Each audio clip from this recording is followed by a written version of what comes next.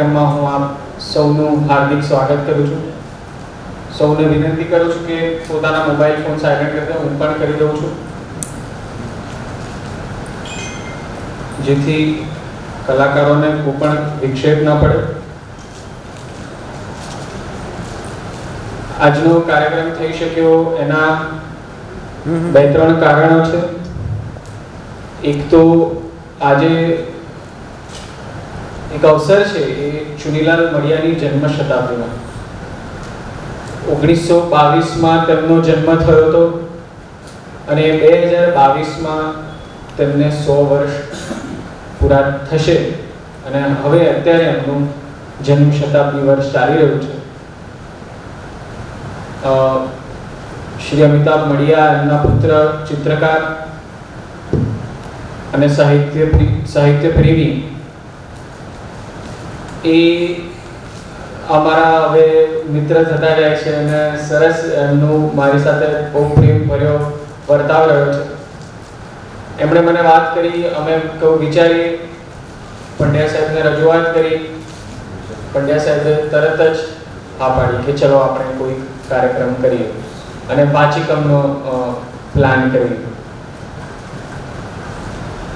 દેવાંગીબેન સાથે કામ કરેલું પહેલા, પણ આવી રીતે ફૂલ ફ્લેજેડલી એ એક આખું વાચિકમ એમની ટીમ હેન્ડલ કરે એવી એક ઈચ્છા હતી. કેમ કે એને એમનું ટ્રુપ, દેવાંગીબેન, કમલભાઈ અને એમનું ટ્રુપ એ બહુ જ વખતથી નાટ્ય ક્ષેત્રે અવનવા પ્રયોગો કરતા રહે છે. છેલ્લે એમનું એકલો જાને રે એ પ્રયોગ ખાસો ફેમસ થયો.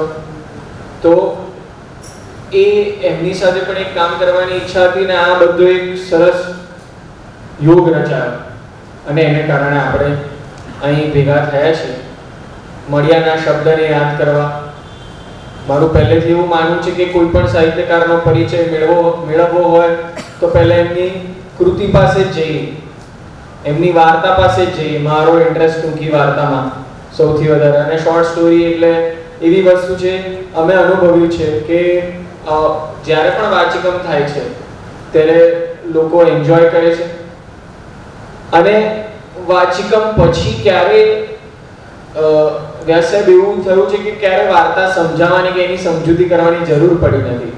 કારણ કે જ્યારે નાટ્યાત્મક વાંચન થાય છે ત્યારે છૂટું પડીને જે અલગ અલગ પાત્રોના સંવાદો અલગ અલગ અભિનેતાઓ દ્વારા બોલાય ત્યારે એટલું સરસ રીતે કૃતિ સીધી વાત કરે છે ભાવકો સાથે. એક હાથ ભાગું છે. આદર્શ તો કદાચ ભજવણી હોય પણ દરેક વાર્તાની ભજવણી શક્ય નથી, એની ઘણી બધી મર્યાદાઓ છે. પણ આ વાચિકમ થકી પહોંચાડવાનો જે અવસર મળ્યો છે અને ગુજરાત સાહિત્ય અકાદમી એમાં સતત સહાયભૂત રહી છે એનો મને હરખ છે. અને એને કારણે આપણે આટલા વખતે 1.5 વર્ષે લગભગ છેલ્લે ફેબ્રુઆરીમાં કાર્યક્રમ કર્યો હતો. 1 વર્ષને 8 મહિના પછી વચ્ચે એક નાનકડો અમે કાર્યક્રમ કરેલો મરીઝના જન્મદિન નિમિત્તે, પણ એ લિમિટેડ કેપેસિટીમાં હતો. આવી રીતે હોલમાં 1.5 વર્ષ કરતાં પણ વધુ સમય બાદ મળી રહ્યા છે. તો thank you all very much for coming. તમારો થોડો હૃદયપૂર્વક આભાર માનું છું. ઉમરગામથી અહીંયા સ્વ ચુનીલાલ મડિયાના પત્ની દક્ષા મડિયા પણ ઉપસ્થિત છે. તેમનો પણ હૃદયપૂર્વક આભાર માનું છું, એમને પ્રણામ કરું છું. સાથે એમના અમિતાભ મડિયા, એમના સન અને પૂર્વીબેન એ પણ ઉપસ્થિત છે, એમના ડોટર.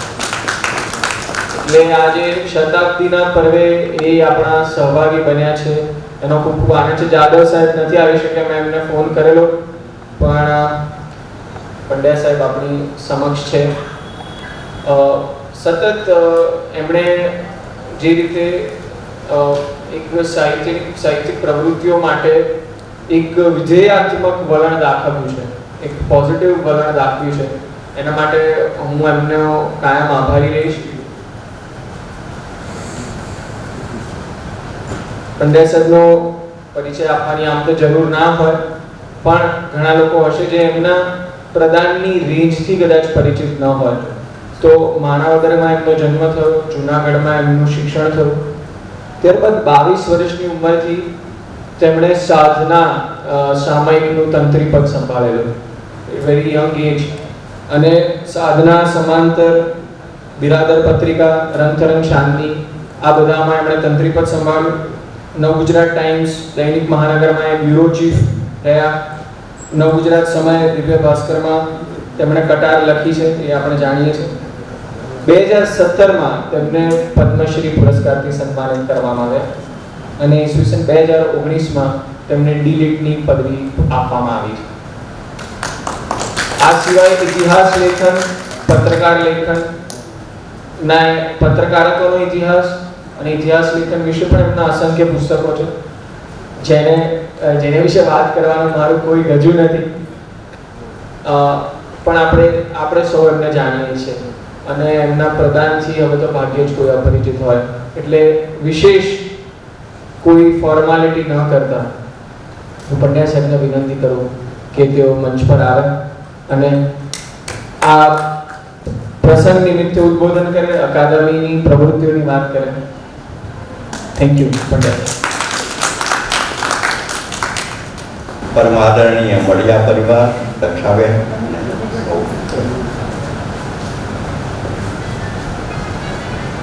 બધા સાહિત્ય રસિક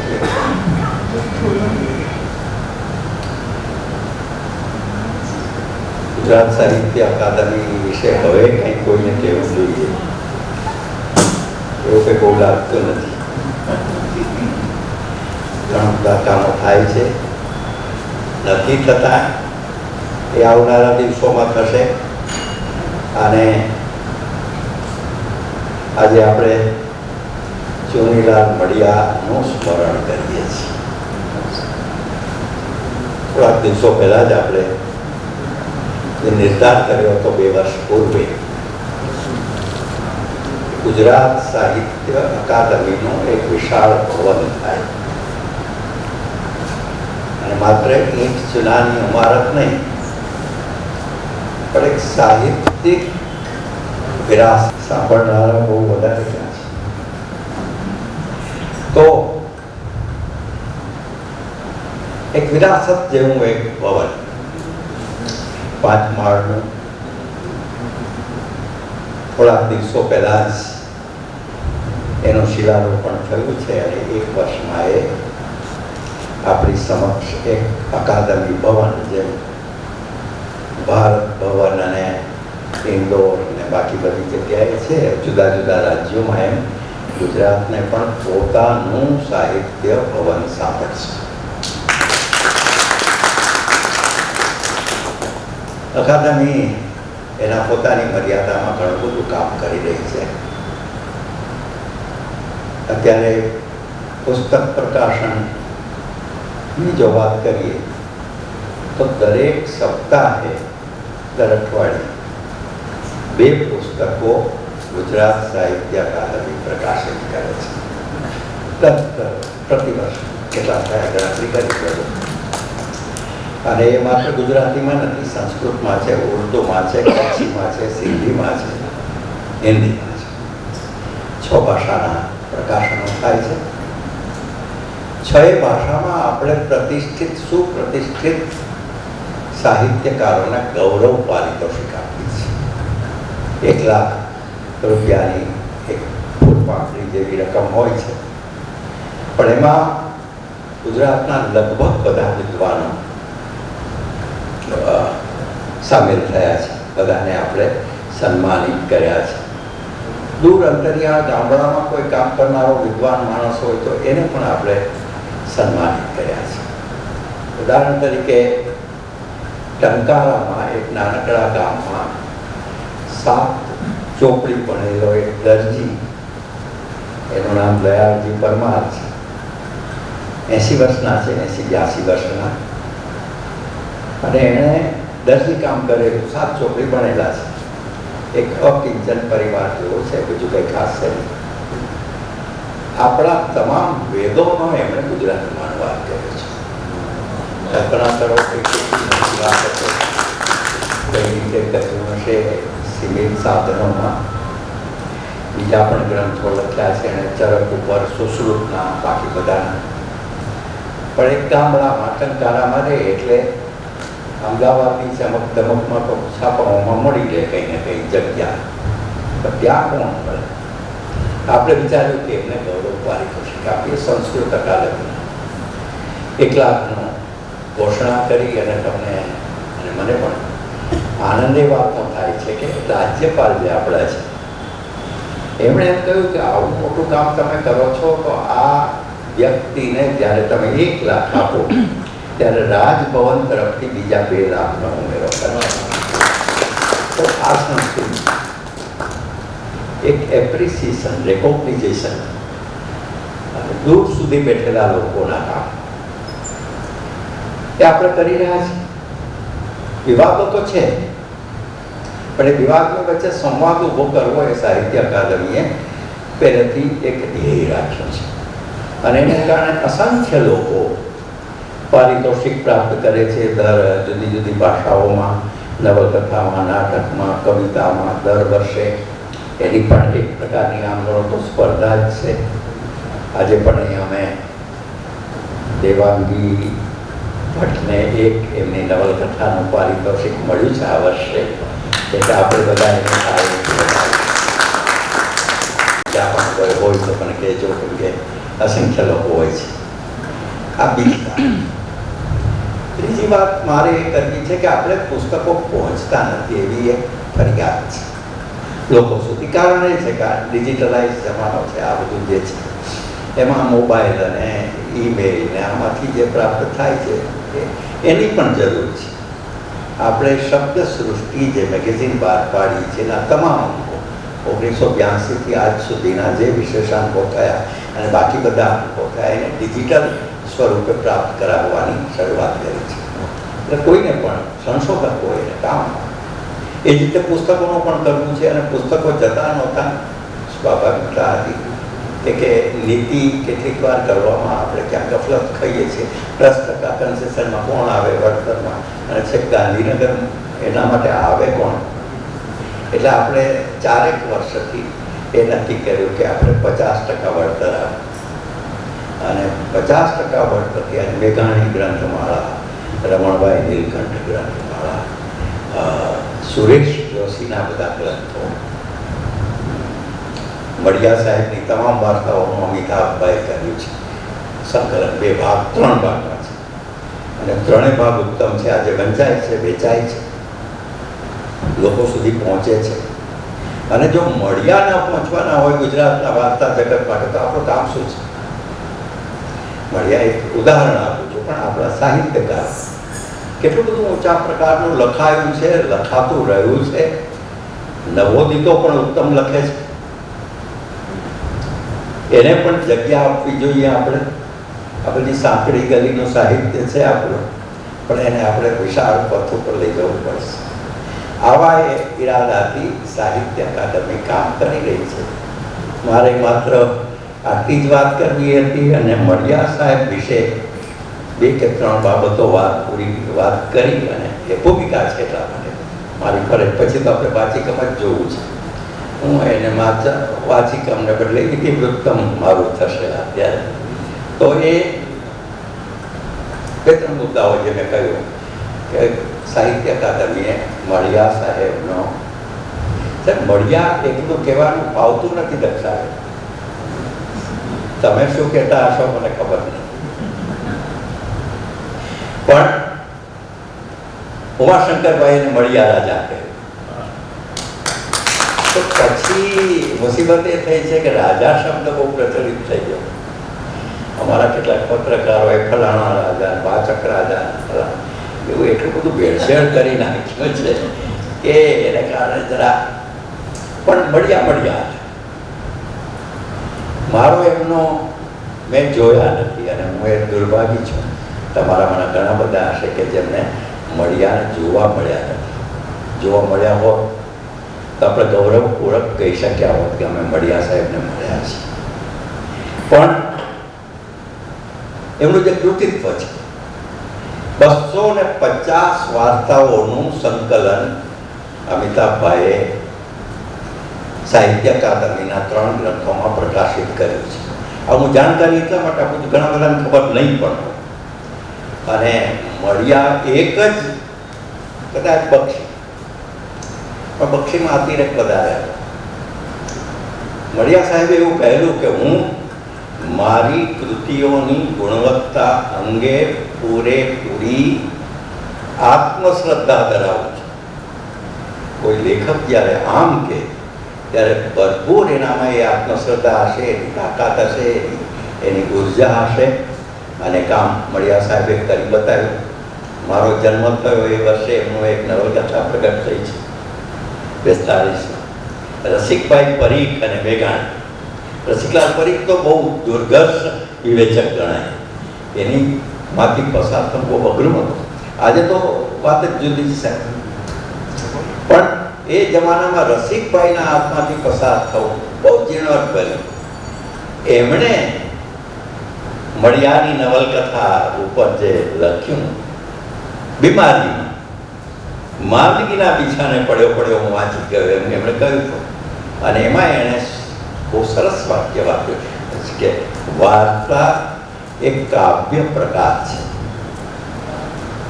અને ગુગવતા પૂર એ સાચું કાવ્ય છે.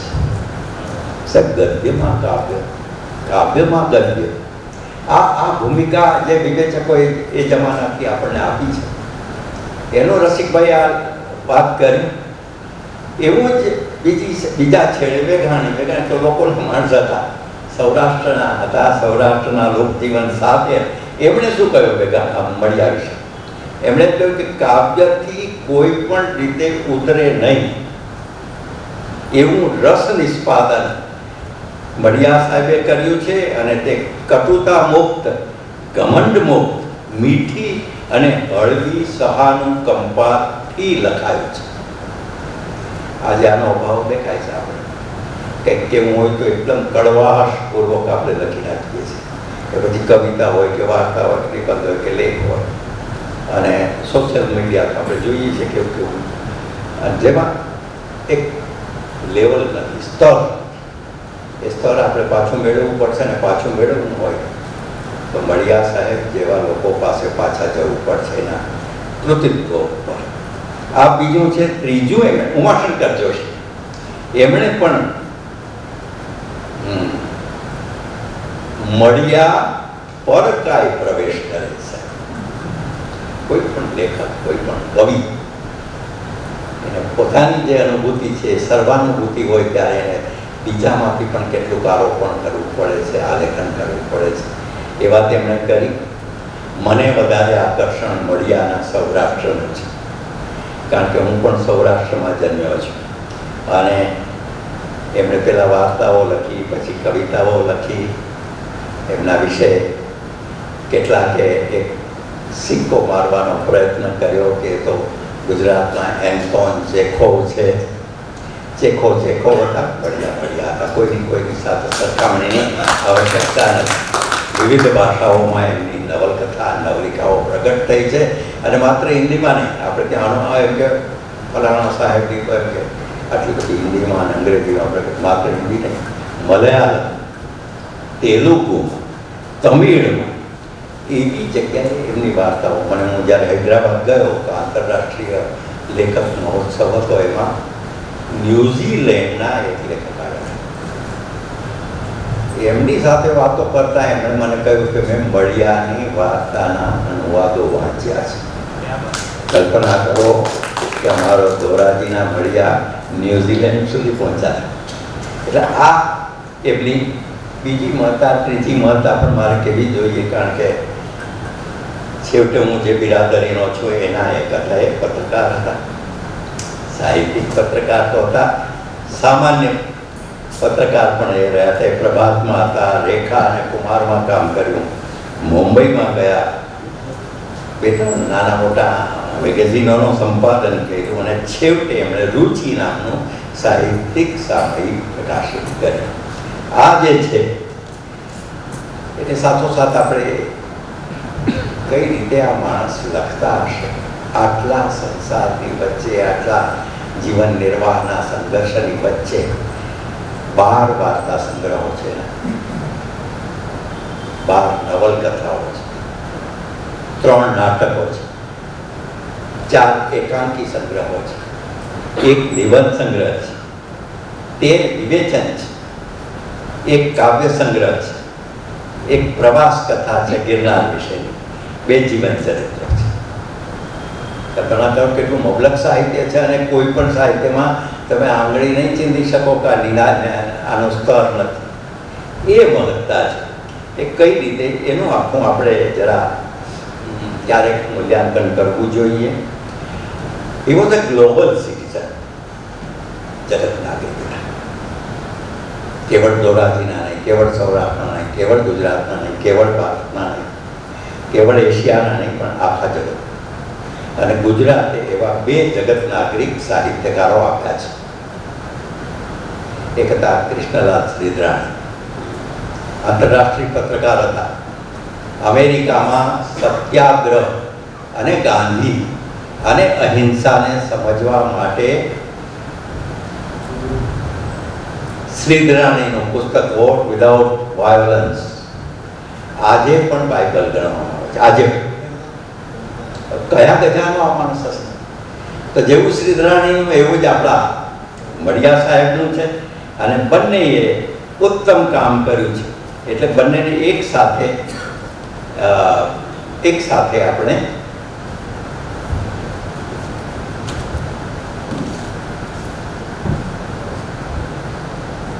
યાદ કરવા જોઈએ. છેલ્લી વાત, કેટલાક એમના વિશેના વિધાનોને પણ આપણે સ્મરણ કરી લઈએ. હરીન્દ્ર દવે કહ્યું કે ઉગવતા પૂરની જેમ આવ્યા હતા. ઉગવતા પૂર એમની કૃતિ છે. એમણે સોનેટ વિશેની ભગત સાહેબ એક સરસ વાર્તા કરી છે. હું એ કયા વિના લાલચ રોકી શકતો નથી. ગયા હશે બળવંતરાય, કલ્યાણરાય ઠાકોર, બકઠા, બહુ દુર્ગસ જેવા રસિકલાલ પરીખ એવા, એના કરતા પણ બધા તેની પાસે ગયા. મિત્રો હતા, મુરબ્બી મિત્રો હતા.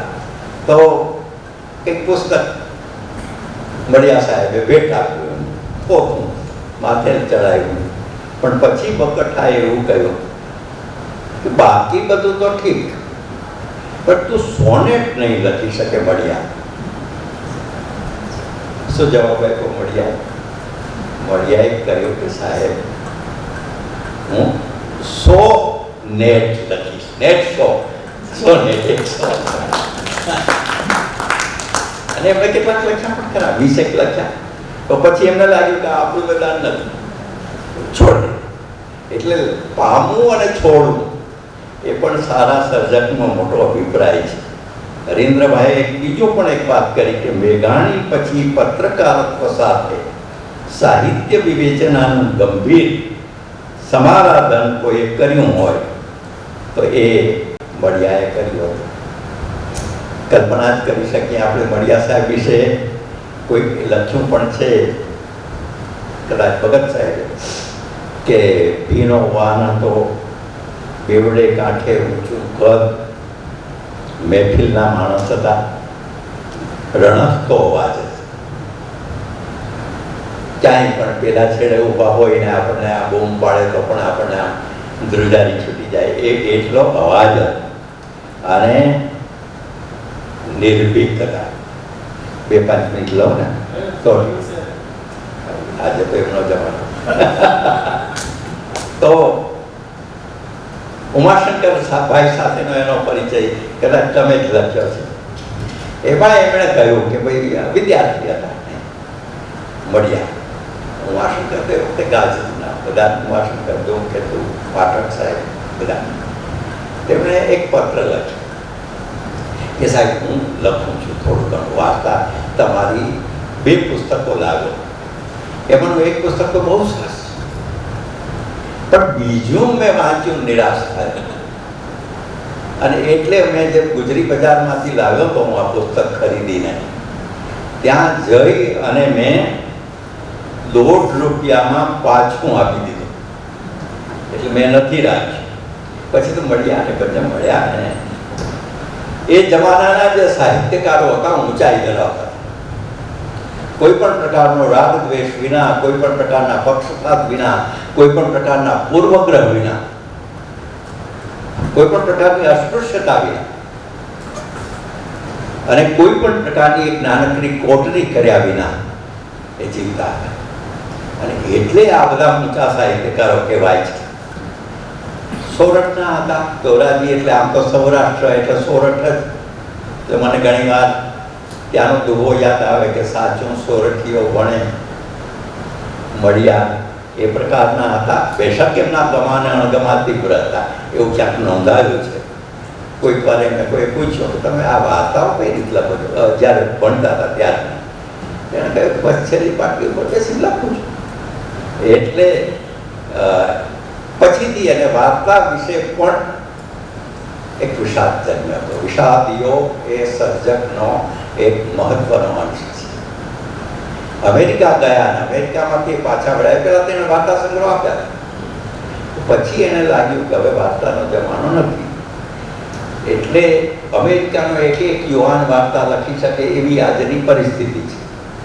પછી એ નવલકથા તરફ વળ્યા. અને મને ગમ્યું એ કે એમના મિત્રો જે હતા એમને ડૉક્ટર રામ મનોહર લોહિયાની પ્રતિકૃતિ કહેતા. સાહેબ લોહિયા પણ આ ભારતના એક વિસરાયેલા અદ્ભુત ફિલસૂફ રાજનીતિજ્ઞ. એને મળવાનો મને મોકો મળ્યો છે. હું વિદ્યાર્થીને એ પોતાને હતા એ વખતે સુરેન્દ્રનગરમાં મળ્યા હતા, અને એણે એ વખતે મને કહ્યું હતું કે બેડતાથી દ્વારકા મીરા કઈ રીતે ગઈ હતી એની તને કંઈ ખબર છે કોઈ સ્થાનની? મારે એ જોવા છે. કલ્પના કરો કે રાજકારણી પોલિટિશિયન ને તો આ પ્રકારનું જો એ કરતા હોય તો એ હતા. અને એમણે મળિયા સાહેબે એક વાત એ પણ કહી છે કે રેતીમાં વહાણ તો બરાબર ચલાવાય, પણ રેતી વિના પણ વહાણ ચલાવી શકાય છે. આ ભૂમિકા મને લાગે છે કે આ એમના વિશેનું મારે એટલા માટે કહ્યું કે આજે જે વાચિકમ છે જુદી જુદી વાર્તાઓ પરથી હશે, હજી પણ વિચારણા થઈ શકે એમના વિશે. એક મળ્યા આખું એક પાત્ર લઈને આખું નાટક થઈ શકે કે એ પણ વિચારવું જોઈએ. મેઘાણી વિશે થયું છે, નર્મદ વિશે થયું છે, અને આ માણસ ખરા અર્થમાં આપણે એટલા તેજસ્વી ને કે ગ્લોબલ સિટીઝન અને ગુજરાત જ નહીં આખો દેશ ગૌરવ કરી શકે એવા લેખક અને પત્રકાર. એના વિશે જે કંઈ થોડું વાંચન આજે અકાદમી અને ભાઈ સાગર દ્વારા થઈ રહ્યું છે એને આપણે બતાવીએ છીએ. ધન્યવાદ આપ સૌનો, તમે આવ્યા, રાજી થયા.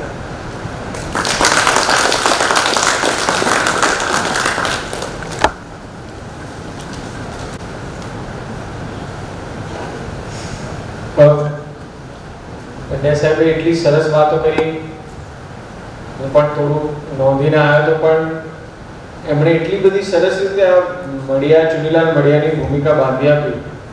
સાહેબ એવું કહેવાનું મન થાય કે તમે બોલતા હો છો આપણા કાર્યક્રમોમાં, પણ આજે થોડું વધારે હાર્ટફેલ્ટ, વધારે હૃદયપૂર્વક બોલ્યા.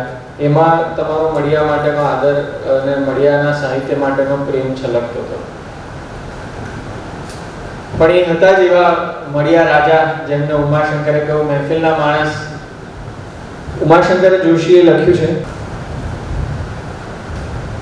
કે મળિયા રાજા, રાજા શબ્દ કેમ એમણે વાપર્યો, શું કારણ હશે આવું નામ સૂઝવા પાછળ? ખાસ તો મળિયાની બેફિકરાઈ અને આપરંગીપણું એમની દિલાવરી ભરી હતા.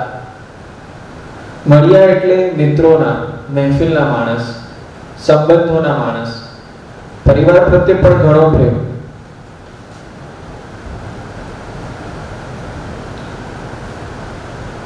એકવાર એવું બન્યું કે પણ જે આપણે મહેફિલના માણસ કહીએ છીએ એમનામાં એક સેન્સ ઓફ હ્યુમર પણ બહુ તીવ્ર હતી. એકવાર વિનોદની નજરેમાં એક પ્રસંગ વિનોદ ભટ્ટ નોંધે છે કે વિનોદ ભટ્ટ અને ચુનીલાલ મળિયા આમને સામને થઈ ગયા કોઈક જગ્યાએ, અને ચુનીલાલ મળિયાએ સિગરેટ ઓફર કરી વિનોદ ભટ્ટને. તો વિનોદ ભટ્ટ ખચકાતા હતા થોડા, કારણ કે સહેજ દૂર ઉમાશંકર જોશી હતા કે તમે કે ચુનીલાલે પૂછ્યું જુનિયર મળ્યા કે તમે આમની આમન્ય રાખો છો એમ ઉમાશંકર? તો કે હા, થોડું એમની સામે કેવી રીતે પીવાય એમ. તો એ ક્યાં આપણી આમન્ય રાખે, જો સ્ટેજ પર બેસી જાય છે કાયમ. એટલે આવી હાર્ટફેલ્ટ જોક કરી શકતા, હંમેશા જીવનને ચાહનારા લેખક હતા. તેમનો એક ઉદ્ગાર આપણે સૌએ નોંધવા જેવો છે કે આપણે શું લખીએ છીએ એનો નિર્ણય સમય કરશે, આપણે જે જીવીએ છીએ તે તો આપણે જ નક્કી કરી શકીએ. એટલે આવી રીતે એમણે હંમેશા જીવનને ચાહ્યું, જીવનને દરેક રંગમાં જોયું.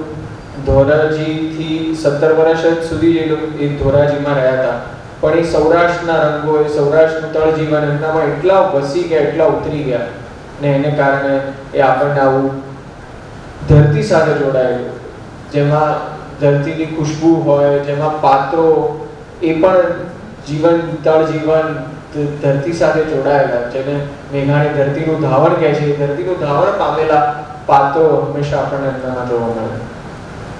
હવે વાર્તા વાચિકમ આપણે જે એના માટે 3 વાર્તાઓ પસંદ કરી છે. વાર્તા વાચિકમ પ્રસ્તુત કરવા માટે આપણી સાથે દેવાંગી ભટ્ટ, કમલ જોશી, વિશાલ વૈશ્ય, મિહિર જોશી આ 4 કલાકારો છે.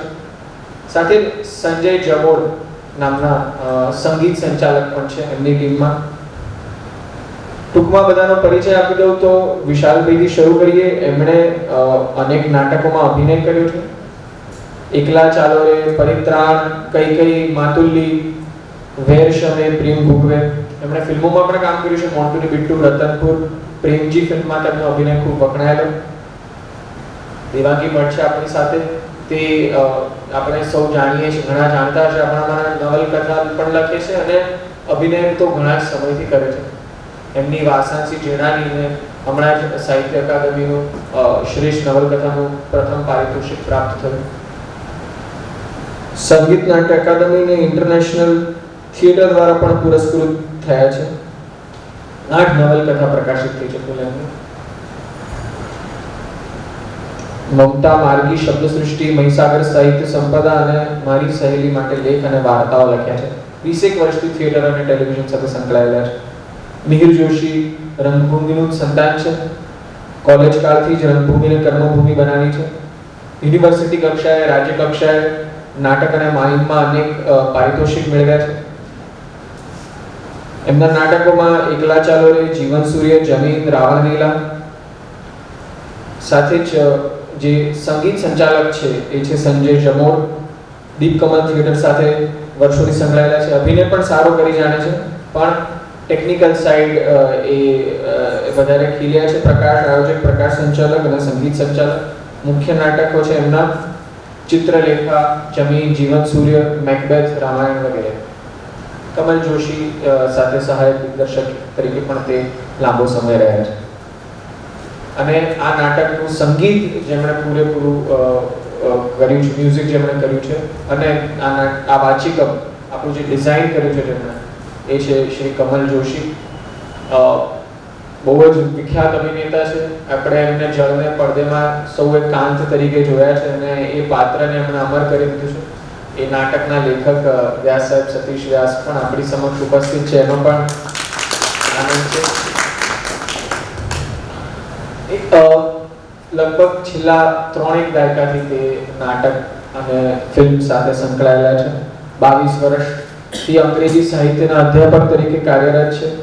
એમણે મંચન કરેલા નાટકોમાં નાગમંડલ અને હૈવદન, આ ગિરીશ કર્નાડના નાટકો, શેક્સપિયરના મેકબેથ અને હેમ્લેટ, ભગવતીચરણ વર્માની નવલકથા પર આધારિત ચિત્રલેખા, મધુરાયનું સુરા અને શત્રુજીત એ અને દેવાંગીબેન કરતા, સતીશ વ્યાસનું પશુપતિ અને કામરૂપ વગેરે, અને જે આપણને સૌને યાદ રહી ગયેલી ભૂમિકા એટલે કાંતની.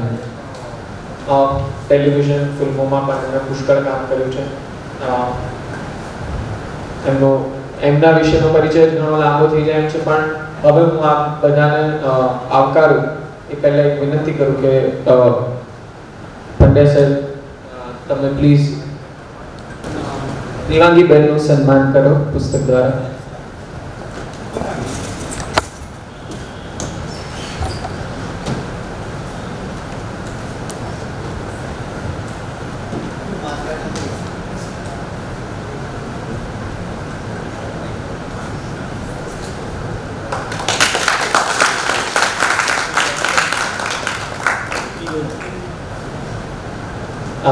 શ્રી દક્ષાબેન મડિયાને વિનંતી કરું કે અહીંયા કે કમલ જોશીનું સન્માન કરો. ત્યાં અહીંયા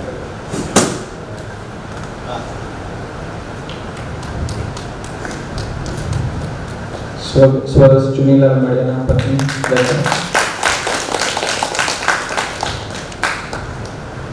પંડ્યા સાહેબને વિનંતી કરું સર ત્યાં જવાનું. ત્યાં જાઓ. હા હા પ્લીઝ પ્લીઝ.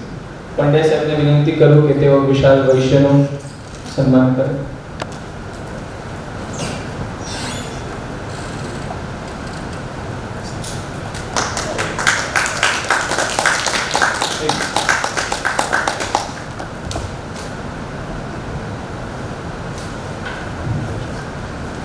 મીર જોશીનું સન્માન કરશે દક્ષાબેન મડિયા.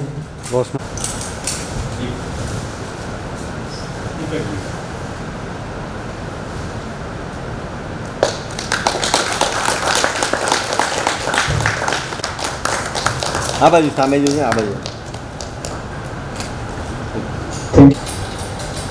ગયે વર્ષે રવા પટેલને બરાબર મનગમતા બિયારણનો જોગ ન થઈ શક્યો એટલે હિંમત કરીને 4 વીઘામાં શેરડીના 2 આખાડા માગળિયા રોપી દીધેલા.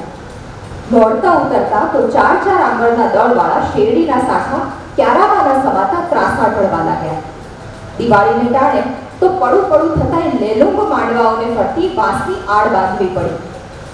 વેપારીઓએ રવા પટેલને બહુ સમજાવ્યા કે મુઠ્ઠીમાં ના સમાય એવી જાડી કાતળીવાળી શેરડીને પીરવી રહેવા દો અને કાપીને પડખેના શહેરની શાક માર્કેટમાં વેચી આવો. પણ રવા પટેલે તો છેવટ નથી 4 વીઘાને પીરવાનો જ આગ્રહ રાખ્યો. શહેરની બજારમાં મળનારા દેખીતા નફાને જતો કરીને ઘર આંગણે 4 વીઘાના વાડને ચીચોળી પીરવાનો જગન આદરવા પાછળ રવા પટેલના જૈફ અંતદાદા નેણશી ભગતની એક અંતરતમ એશના સંતોષવાની નેમ હતી. નેણશી ભગતને રવા પટેલ સિવાય બીજું કોઈ સંતાન નહોતું અને રવા પટેલની અવસ્થા પણ પાકટ થવા આવેલી. 3 ઘર કરી ચૂક્યા તોય પહેલા ઘરવાળાની પેટે અભરણીની સંતિ અવતરી એ સંતિને 7 ખોટી દીકરી અને દીકરો બધું ગણીને સંતોષ માનવો પડ્યો હતો. નેણશી ભગતની બંને આંખોમાં કૂવા પડ્યા. શરીર આખામાં બુઢાપો પ્રવેશી ગયો પણ પોતાના એકના એક દીકરા રવાને ઘેર સંતિના બાળ લગ્ન પછી મંગળ અવસર આવી જ ન શક્યો. જે ગામની ભોય ચૂંટીને પોતાની કાયા ઘડાણી છે અને પરસ્પર સહકારના પાયા ઉપર રચાયેલ સમાજ રચનાના ડગલેને પગલે વળવા પડતા અનેક ઋણનું જેના પર ભારણ વધી ગયું હતું તે સામાજિક ફરજોનો જાગૃત આદમી એ ઋણ ફેડનનો અવસર નહીં સાંપડતા ઋણભારમાં ગુંગળાતો હતો. બરાબર ટાંકડે જ રવા પટેલે વાઢ વાવી દીધું અને નેણશી ભગતે વૈશાખે આવનાર સંતિના મોટા આણાના પ્રસંગને ચીચોડો ફરવાના પ્રસંગ સાથે જોડી દીધું. પુત્ર વિહોણા રવા પટેલને ઘેર પુત્ર લગ્ન જેટલી ધામધૂમ મંડાણી.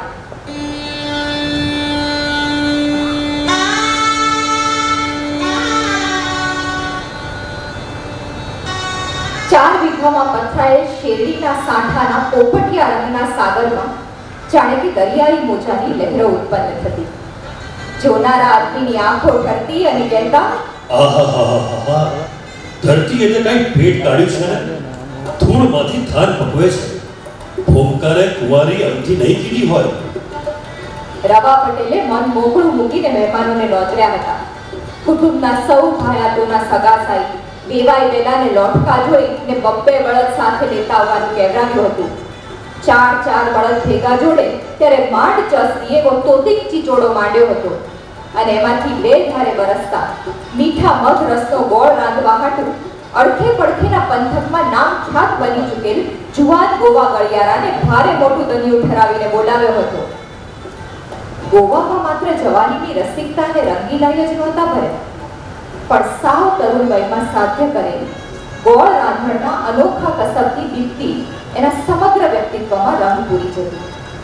રસની કડાઈમાં એક ખડા ભરી ભરીને રેડતો હોય કે કોઈ વખત ચૂલામાં આંધણ થઈ રહેતા સુલ્લા ઓળતો હોય, પણ એના એક હલનચલનમાં એક અચ્છા પાકશાસ્ત્રીની કસબજન્ય છટા મુક્ત કરતી. પેલા બંને આંખે આંધળા નેણશી ભગત શેઢા નજીકના ચાસડિયામાં ફાટ્યો તૂટ્યો ખાટલો ઢાળીને 24 કલાક રામ નામ લેતા પડી રહેતા. એમને ગામના માણસ કહેતા, ભગત વાડ તો 16 આની ઉગ્યો, પણ આવો ગળિયારો ન ચડ્યો હોય તો ધાનને ધૂળ કરીને ખાવું પડે. એમ કે ઘડિયાળો ઠાવકો ચડ્યો છે. હા, અને ઠાવકો તે કેવો કે ગોળ તમારે રવાદાર મેસૂબ નહીં ભૂલાવે એવો રંધાય છે. સારું ભાઈ સારું, ખાઈને માણસ દુઆ દેશે. ખાઓ પીવો ને આનંદ કરો. સીતારામજી સીતારામજી. સંતી બાળપણથી જ ડોસાની સેવા શુશ્રૂષા કરવા ટેવાયેલી હતી. ભગતને પણ બાળકીની ચાકરીનું વૈરાગ્ય અવસ્થામાં એવું તો વ્યસન થઈ ગયેલું કે હવે તો સંતીનું મોટું આણું આવવાનું થયું. એ સાસરે જવાની થઈ તોય ભગતને એના વિના માળાનો બેરખો, હાથની લાકડી કે અફીણના અમલની બાળકી શોધવામાં મુશ્કેલી અનુભવવી પડતી. સંતીને રવા પટેલે દીકરી ન જાણતા દીકરાની જેમ લાડ ચાખા ઉછેરી હતી.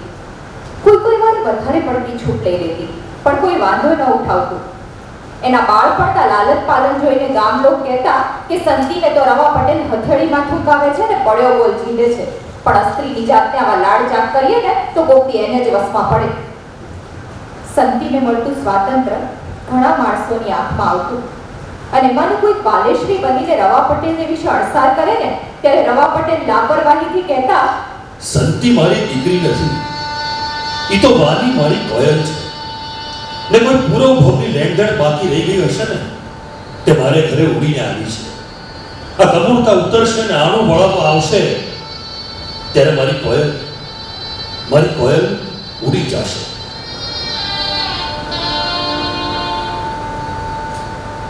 રવા પટેલ આકાશ તરફ તાકીને છેલ્લા શબ્દો બોલતા ત્યારે કોઈ વાર એમની આંખમાં ઝળઝળી આવી જતી. પણ બનેલું એવું કે ગામ લોકની રવા પટેલના વાત્સલ્યની આ નાજુકાઈ ન સમજી શકે, અને કેટલાક વર્ણાગ્યા જુવાનિયા જેઓ પોતાની લાયકાત કે બિનલાયકાત જોયા કાર્યા વગર લાંબા સમયથી સંતીનું સંવહન કરી રહ્યા હતા, એમણે રવા પટેલના ભોળા ભાવે બોલાયેલા વાની મારી કોયલ શબ્દોમાંથી કોયલ શબ્દને પકડી લીધો અને સંતીના નામ સાથે કાયમી જોડી દીધો. ગામના જુવાનો કંઈ કવિતા નહોતા કરતા, પણ એમને ન્યાય કરવા ખાતર કહેવું તો જોઈએ કે એમણે કરેલા સંતીના નામકરણમાં ભારોભાર કાવ્ય ભર્યું હતું. વહેલી પરોઢે ખેતર જવા નીકળી હોય, કે બપોરા ટાણે ભાત લઈને જતી હોય, કે સાંજે માથા પર ભારી મૂકીને પાછી ફરતી હોય, પણ સંતીના કમરવે આખી સીમનું યૌવન જાગી ઉઠતું. અંગે અંગમાંથી અણગોટ્યું લાવણ્ય નિતારતી એ સુકુમાર દેહલતા આખી સીમના વાતાવરણને આહલાદ વડે ભરી મૂકતી.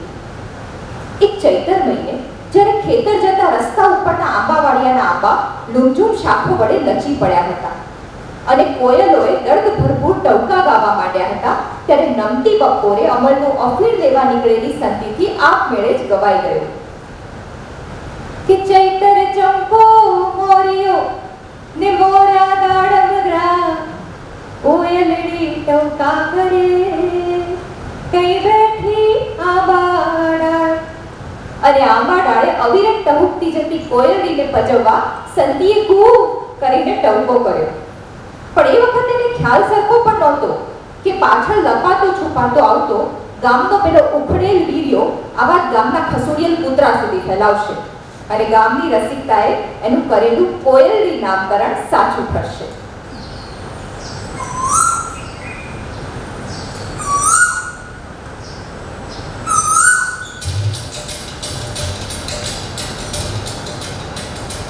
ચીચોડો ચાલવા માંડ્યો ત્યારથી ખેતરનું વાતાવરણ દિવસ ને રાત ગહેકતું રહેવા માંડ્યું.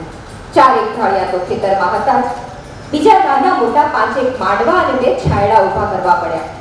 ચીચોડો અવિરત ચાલ્યો જતો ને પરોઢિયાથી તે ગોરજ ટાણા સુધી પરવા લેવા આવનારાઓનો પ્રવાહ પણ ચીચોડાની જેમ જ ચાલુ રહેતો. નેણશી ભગત મૂળથી જ રોટલે પોળા, અને વળી એમના મળતિયા સ્વભાવે આખા પંથકમાં એમને દુલા રાજાનું બિરુદ મેળવી આપ્યું હતું. આંખની ઓળખ વગરનો માણસ રવા પટેલની વાડીએ કોષ ચાલવા ટાણે આવે ને તો જીંજરા, રૂડાનો પોક કે શેરડીના સાંઠા ખાધા વિના ક્યારેય પાછો ન ફરતો. પરિણામે ચીચોડો ફરવા જેવો મહામૂલો અવસર આવ્યો ને રવા પટેલની વાડી અને ખેતર આતાભાઈના દરબારમાં જ જાણે કે પલટાઈ ગયા. માંડવો તો પરવા લેવા આવનારાઓથી ખીચોખીચ રહેવા લાગ્યો. રવા પટેલે મહેમાનો માટે તળાઈ બંધ ઢોલિયા અને સંખ્યાબંધ ખાટલાઓ પથરાવી મૂકેલા. સારી એવી સંખ્યામાં સુડીઓએ ભેગી મૂકેલી, જેથી મહેમાનોને ભાગે તો શેરડીના લઠ માદળિયા ફોલીને મોઢું ચલાવવાનું જ રહેતું. ફોલી ના શકે એવા માણસો માટે પીલાયેલા સાંઠાનો રસ પીવા છાલિયા અને તાંસળી હાજર હતી. જ્યારે ગટાક ગટાક રસ છાલિયા ગટગટાવાતા હોય ત્યારે રવા પટેલની આંખો ઠરતી. આંખે અંધ હોવા છતાં નેણશી ભગત આંખના કુવા વડે જાણે આખું દ્રશ્ય પી અને અનુભવી શકતા અને સૌની વતી પોતે તૃપ્તિજન્ય ઉદ્ગારો કાઢતા. પીવો મારા બાપ, પીવો, ધર્મ કરીને પીવો. ધરતીના પેટની આ બધી માયા છે. ધરતીના છોરું એનો ધર્મ નહીં કરે તો બીજું કોણ કરશે? ધરતીને દબાય એટલું દાવી લ્યો, કોને ખબર છે કાકી? આમ કહીને ભગત જમણા હાથની બે આંગળીઓને સૂંઘી જોતા. વાતાવરણની સ્વસ્થતા પારખી હાથમાંનો બેરખો ફેરવવા માંડતા.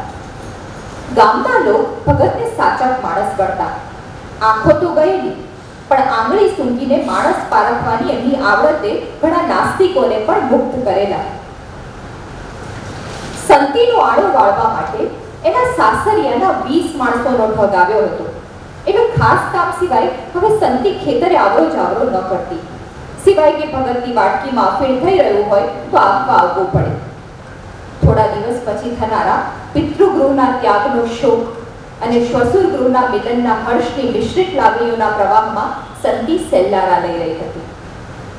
તો એક દિવસે રવા પટેલે કથા બેસાડવાની હોવાથી રાતે ચીચોડો બંધ રાખવાનું નક્કી કર્યું. છેક સાંજે ભગતને યાદ આવ્યું કે આજે અમલ મંગાવવાનું તો રહી ગયું. એમણે દાળિયા સાથે કેવરાવ્યું અને સંધ્યા ટાણે સંતી ડોસાને અફીણ આપવા આવી ત્યારે ચીચોડો સાવ બંધ થવાની તૈયારીમાં હતો. એક અડધા ક્યારાના સાંઠા પાકી રહ્યા હતા એટલે આમય મોડું ને આમય મોડું ગણી ને દાળિયા ઉતાવળ કરતા હતા. સંતી ઝટ તેતીકને ઘાઘરો સંકેરી ને સાંઠા ટીપવા બેસી ગઈ. સાથે કામ કરતી મજૂરણ સૈયરે સંતીને પૂછ્યું, "કા સંતી બેન, આજે તો કઈ કોરો કડકડતો ઘાઘરો પહેર્યો છે ને?"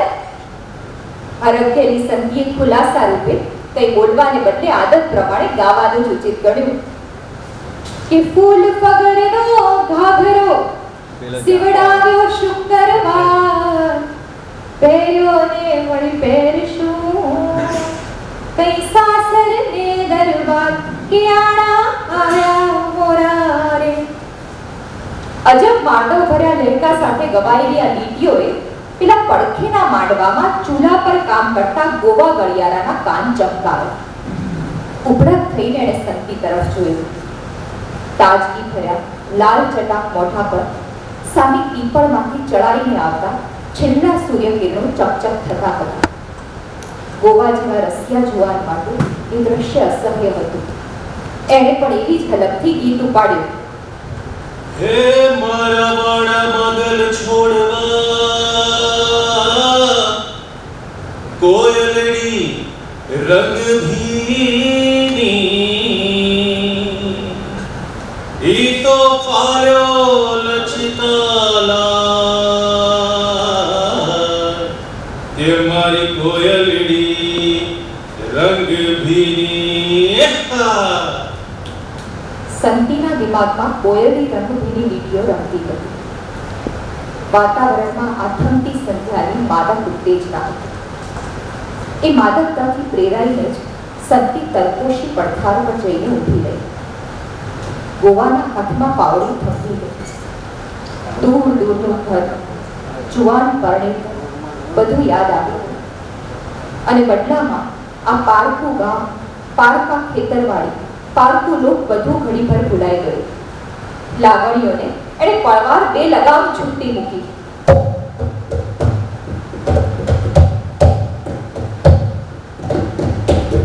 રંગ ભીના રે અમે પરદેશી,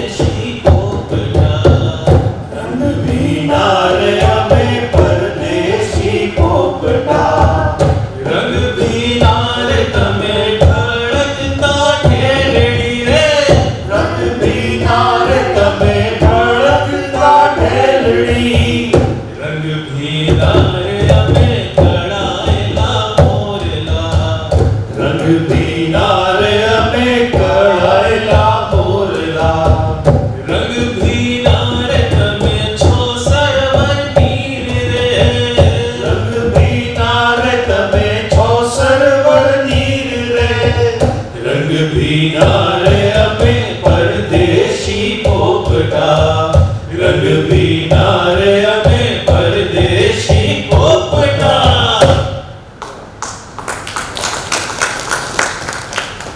તો એક પા ગીતો ગવાતા હતા અને દૂર શેઢા નજીક ખાટલામાં પડેલા ભગતે સંતી માટે ઉપરા ઉપરી બે ત્રણ બૂમ મારી. સંતી, ઓ સંતી. કઈ જવાબ ન મળવાથી એ જરા અસ્વસ્થ થયા અને આદત પ્રમાણે આંગળીઓ સૂંઘવા માંડી. સંતી કઈ ડોસાનો અવાજ સાંભળી શકે એટલી નજીક નહોતી. એ તો છેક ગોવાના માંડવા પાસે પહોંચી ગઈ હતી ને ગો છેલ્લા સૂરજ કિરણોએ ગુલાલ છાંટી મૂકેલા સંતીના ફૂલ ગુલાબી મોની તંદ્રામાં ઊભો હતો.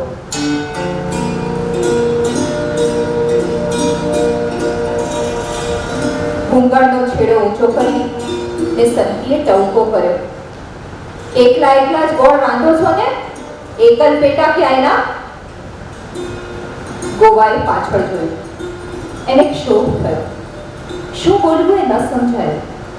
અટાણે બધા જ મજૂર, દાળિયા, સાથી વગેરે વાળો કરવા ચાલ્યા ગયા હતા.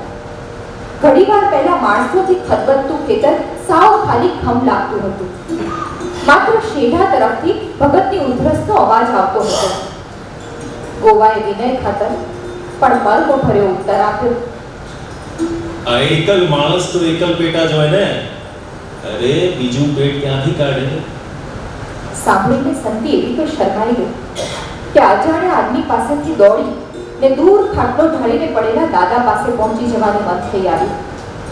એની ગભરૂ છાતીમાં ફડક ફડક ફડકા થવા લાગ્યા.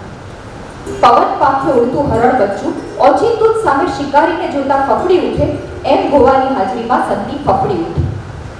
આ જગ્યાએથી ઝટઝટ ચાલ્યા જવા માટે એ ઘાઘરો સંકોરીને ચૂલા પર ઉકળતી કડાઈ અને નજીક ઉભેલા ગોવાની વચ્ચેથી ક્ષોભ અને સંકોચ સહ પસાર થવા ગયો. અને ત્યારે વાં ભેગનો લાંબો તવેથો લઈને ઉભેલા ગોવાનો હાથ સંતીની ખુલ્લી કેડ સાથે ફટકાયો. સંતી ધ્રુજી ઉઠી.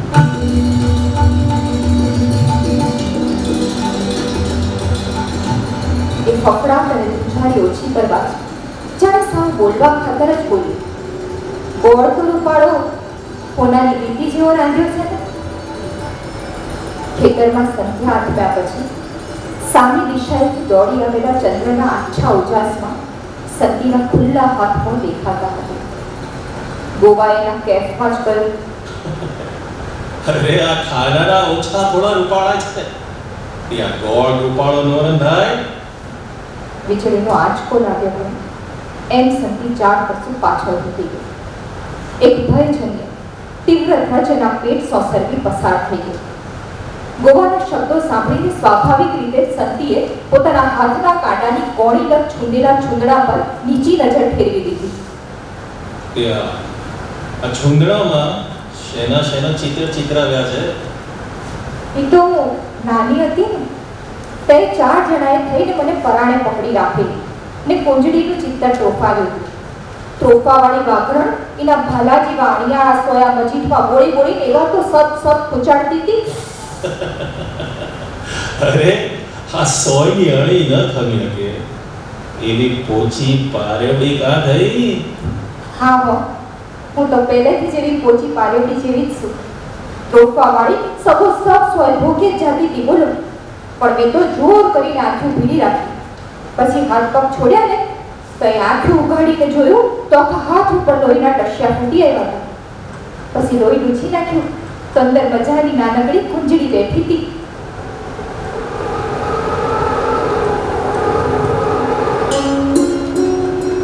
સંતી ગોવાની નજીક ગઈ. હાથ લંબાવીને છૂંદડાનું ચિત્ર બતાવ્યું. ગોવાએ કુતૂહલથી એ હાથ નજીક ખેંચી ને ચાંદાના અજવાળે છૂંદડાનું ચિત્ર જોયું. મકર સંક્રાંતિની ટાળનો ખીજવી નાખતો ધાર વરસવો શરૂ થઈ ગયો. હજી હમણાં જ ચાંદો ઉગ્યો હોવા છતાં શિયાળુ રાતની લંબાઈને લીધે મધરાત જેવો સોપો પડી ગયો હોય એવું વાતાવરણ હતું. ગો પોતાના હાથના પોચા ઉપર તોફેલ ત્રાજવા સંતીને બતાવતો રહ્યો.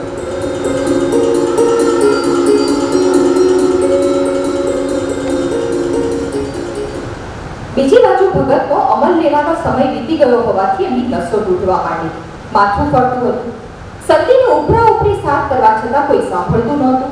શેઠાના રખોપિયા તો મોડે મોડે રાત ભાગ્યા પછી જ આવતા. ભગતને સંતી વિશે કંઈક ભય લાગવા માંડ્યો. એમણે બંને આંગળીઓ નાકે મૂકી ને આખા વાતાવરણનો તાગ લેવા માંડ્યો ને એકવાર ફરી બૂમ પાડી, સંતે, ઓ સંતે. રવા પટેલને ઘેર છેક સાંજે લાપસી ભરડાવા માંડેલી, પણ રંધાતા ને વાળોને બહુ જ વાર લાગી. આણાની ઠગના જાડા જમાડવાના હોય તો પીરસતા મોડું થઈ ગયું. ગોરે કહ્યું હતું કે આણું વળાવવા માટે પરોઢીએ એક જ ચોપડિયું સારું છે, એટલે મહેમાનો તો જમી કાઢવી ને ફળિયામાં ઢાળેલા ખાટલામાં આડે પડખે થઈ ગયા. ઘરમાં સંતીના આણાના કપડાં સંકેલાતા હતા. એક ખાસ મોંઘા માયલું ઓઢણું નહોતું સંકેલ્યું, કારણ કે સંતીની બહેનપણીએ સૂચવેલું કે એ ઓઢણું તો પરોઢીએ એને વળાવતી વખતે જ પહેરાવવું છે. ઓચિંતાની એક સૈયરે તુચ્છા કરી, ત્યારે ખેતરના વસવાટીએ કહ્યું, સંતી બેન તો ભગતને અમલ આપવા ખેતરે ગયા છે. લોકને જરા અચંબો ઉપજ્યો, પણ રવા પટેલે જરૂરી ઘટસ્ફોટ કર્યો. સંતીને ઘરમાં સૌ માણસ કરતા આતાનો હેડો વધારે છે. આજ બિચારી પેટ ભરીને ડોસાને મળી લે, કાલ આવા ટાણે તો કોને ખબર છે કે મારી કોયલ જાણે ક્યાંય ઉડીને બેઠી હશે. એ તો મારી કોયલ છે. આ સાંભળીને સંતીની જુવાન સૈયરો સામસામું જોઈને છૂપું હસી પડી. એક જણીએ તો રવા પટેલ સુદ્ધા સાંભળે ને એમ કહી નાખ્યું, કાલ તો આવા ટાણે બેનબા એને મજા ના, તમે તો કોઈ યાદ નહીં આવતા હો ત્યાં. રવા પટેલે સંકોચાઈને વાતનો વિષય બદલ્યો. ખેતરે વાસો રહેવા વાળાને મોકલ્યો અને ઝટઝટ સંતીને ઘેર મોકલવાનું કહ્યું. વસવાટી રોજના નિયમ મુજબ ગોવા માટે વાળો લઈને ખેતરે ગયો. નીકળતી ચાંદનીમાં આખું ખેતર પ્રશાંત લાગતું હતું. સંતી માટે બૂમો મારવા છતાં જવાબ ન મળતા ભગત મૂંગા થઈ કે બંને આંગળીઓ વાળા કરતી સૂંઘે જતા હતા. સમી સાંજે કલબલાટ કરતા પંખીઓ ચૂપચાપ વાળામાં બેસી ગયા. મરજીને પાણી પાઈ રહ્યા પછી તરકોશીના થાળા ઉપર નીકળવા મૂકેલા કોષમાંથી પાણી ટપકી રહ્યું હતું. ટપ ટપ. એવા સમયે સંતી સફાળે ઊભી થઈને ભગત પાસે જવા દોડી. હવે જેને સમજણ આવી કે પોતે જે વસ્તુ આપવા સરોઈ આવેલી કે અફીણનો ગામડો તેના કમખામાં જ રહી ગયો. ઝટપટ એણે પડીકો બહાર કાઢ્યું ને ભગતની અમલની બાટલીમાં મૂક્યું અને આંખવા સારું નજીક ગયું.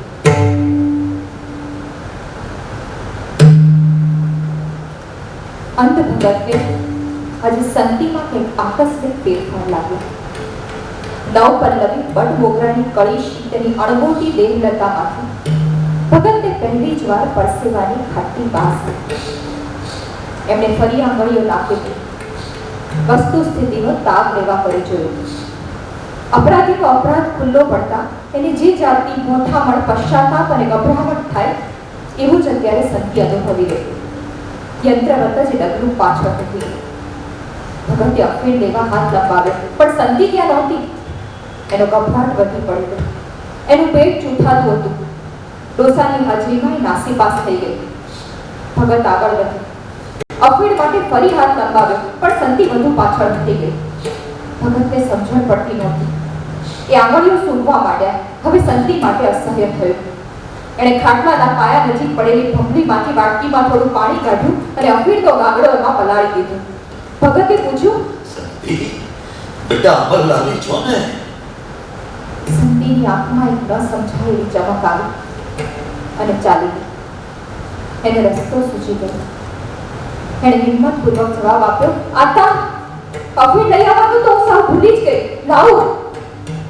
આટલું કહીને દૂર ઊભા જ ઓગળેલા અફીણની વાટકી ઓઠે મૂકીને ગટગટાવી ગઈ અને એકેય અક્ષર બોલ્યા વિના ખાલી વાટકીનો ઘા કરીને ઝટપટ ઘર તરફ પાછી વળી ગઈ. ભગત તો સાદ એની પાછળ પડઘાતો રહ્યો. સંતી, ઓ સંતી.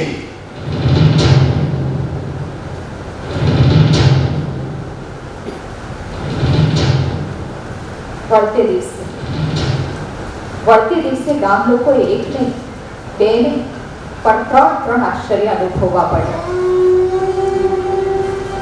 પરોઢને શુભ ચોઘડિયું, રવા પટેલની સંતી આણાનું ઓઢણું ઓઢી ને માફાના ગાડામાં બેસીને પાદરમાંથી નીકળશે એમ સૌએ ધાર્યું હતું. એના બદલે 4 આદમીને ખંડોળે ઉચકાઈ ને આણાના ઓરડામાં વીંટળાયેલો સંતીનો મૃતદેહ નનાવી રીતે લીધો અને પેલા પાદરથી ઓટરાને શેઠે પ્રસ્થાન કરવાને બદલે આથમણી દિશામાં શમશાન ભણી વળ્યો. રોમના ટાણે સીમમાંથી પાછી ફરતી મુખબારીઓએ આવીને વાત કરી કે ઓલા ભગત અંત નેણશી ભગત એમના તો કોક અવળે ચોઘડીએ રથ ફરી ગયા છે. રાત આખી ઊંઘ્યા જ નથી ને બોખલું ફાડીને ખી ખી ખી કરે છે.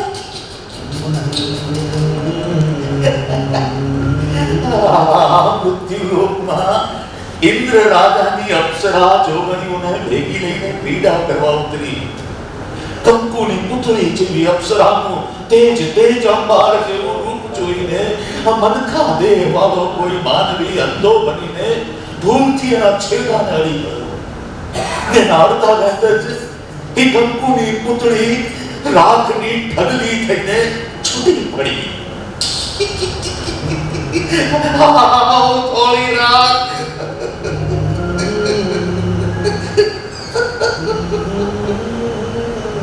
જાણકાર માણસોએ ભગતની આ લોટી સાંભળીને ચુકાદો આપ્યો કે સંધ્યાના રથ ફરવા નીકળ્યા હશે. એ વેળા ડોસાનો ઓશિકા ફેર થઈ ગયો લાગે છે.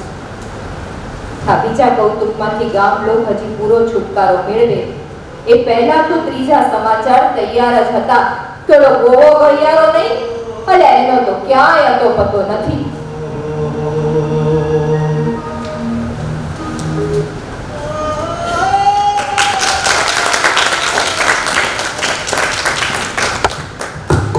Thank you very much.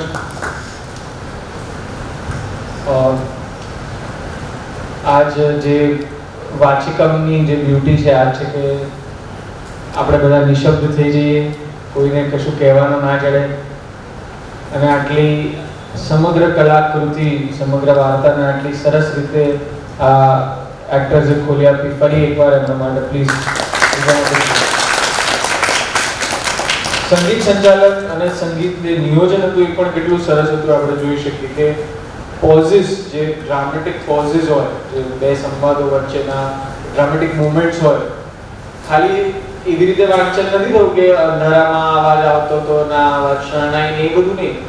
જ્યાં ડ્રામેટિક મુવમેન્ટ્સ હોય ત્યાં પણ સંગીત મૂકવામાં આવ્યું હતું અને સંતૂર, પખાવજ આ બધા વાદ્યોનો સરસ ઉપયોગ કર્યો અને સાથે એક મંજાયેલું જે પરફોર્મન્સ લાગે બધા તરફથી.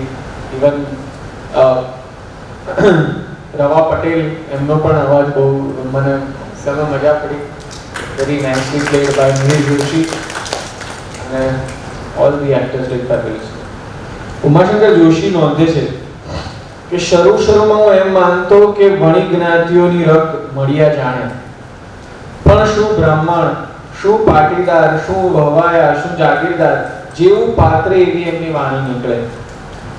જાણે એમને પરકાયા પ્રવેશની શક્તિ ન હોય.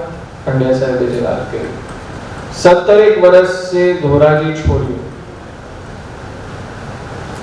તે પહેલા બાલ્યાવસ્થામાં, કિશોરાવસ્થામાં એમની ચેતના પર જીવનના કેટલા ચિત્રો છપાઈ ગયા હશે. ચિત્રો જ નહીં, એને વ્યક્ત કરવા સમર્થ ઉચિત શબ્દો પણ વાતચીતમાં અને એમના લખાણોમાં. જીવનના અનેક અનુભવો સંઘેડા ઉતાર શબ્દબદ્ધ થઈને આવે ત્યારે કોઈ વાર થતું કે એક જન્મારાનું રડતર ન હોય, કેટલાય જન્મારાની અનુભવ સમૃદ્ધિ મળ્યા ખોલી રહ્યા છે.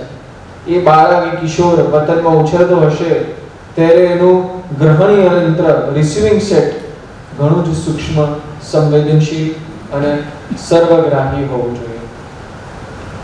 એટલે જે આપણને બધાને આશ્ચર્ય થાય છે કે he died at a very young age of 46 years અને એમાં એમણે 12 વાર્તા સંગ્રહો અને કેટલી બધી નવલકથાઓ, વિપુલ સર્જન જેમ મેઘાણીની સાથે જેની તુલના થઈ શકે એટલું બધું એમણે લખ્યું છે. અને બંને લગભગ સરખી એજમાં એક્સપાયર થયા. તેઓ મળ્યા at the age of 46 અને મેઘાણી at the age of 50. એટલે જે આ અનુભવ છે અને જે એને અનુભવને વાર્તામાં મૂકવાની જે ક્ષમતા, તમે મહેંદીના રંગ જેવી વાર્તા વાંચો તો એમાં જે આખું મહેંદીના રંગ હોય, શરણાઈના સૂર હોય, પાત્ર પ્રમાણે એમની બોલી આવે, એની અને વર્ણન કલાનો આપણને અહીંયા પરિચય થાય. એક એક કૃતિ એમની સિનેમેટિક લાગે. આપણે ઘણીવાર થાય કે કેતન મહેતો તો એક બને, કેટલી બધી ફિલ્મો તૈયાર છે આમ મળિયાની કલમ, એટલા બધા જયંત ખત્રીની લગોલગ અથવા તો એમના જેટલા જ સિનેમેટિક રાઇટર કોઈ હોય ગુજરાતી સાહિત્યમાં તો એ ચુનીલાલ મળિયા છે કે વર્ણન કલામાં એમનો જોટો ચડ્યો હોય. લલિતદાસ પારેખે પણ એમની બાલ્ઝાકની અસરની વાત કરી છે, પણ એ જે હોય પણ એમનું જે નાટ્યાત્મકતા સાથેની એમની વર્ણન કલા, એક ડ્રામેટિકનેસ છે, એક ડ્રામા એમનામાં પડેલો છે. આપણે જરૂર પંડ્યા સાહેબ કહે છે એમ મળિયાના વિશે પણ કોઈ નાટક જો તૈયાર કરી શકાય એમની કૃતિઓને સાંભળીને તો એવું કરવા પણ પ્રયત્ન કરીએ. વ્યાસ સાહેબે ધૂળનો સૂરજ કરેલું છે. હવે જે આપણી બીજી વાર્તા છે એમાં થોડો હ્યુમરનો ટચ છે, સ્લાઇટલી કટાક્ષનો ટચ છે. અંધશ્રદ્ધા એ સમયમાંથી આજના સમયમાં પણ ગઈ તો નથી જ. એટલે મળિયા આજે જ એક મયુર ખાવડું, ખબર નહીં, એટલે બહુ પરિચિત નથી, પણ યુવાનોએ પણ એમને માટે એવું કહ્યું છે કે આ કેટલા ફ્રેશ લેખક છે, એકદમ તાજા લાગે છે. મળિયાનો શબ્દ આજે પણ બહુ જ ફ્રેશ લાગે છે. તો એવા એકદમ તાજબ ભર્યા શબ્દો, એના વિષયો પણ એવા કે જે આજે પણ આપણને સંગત લાગે. હવે નેક્સ્ટ વાર્તાનું વાંચિકામ સાંભળીએ, ઘર બેઠે ગંગા.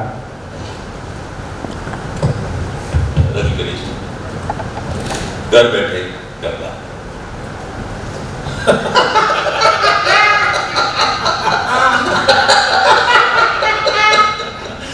વર્ગમાં હસાહસ થઈ ગઈ. માસ્તરે દરબારને પૂછ્યું, દરબાર, પૃથ્વીનો આકાર કેવો છે? અને દરબારે તેમની પોતીકી બોલીમાં જવાબ આપ્યો, સરળ જેવો.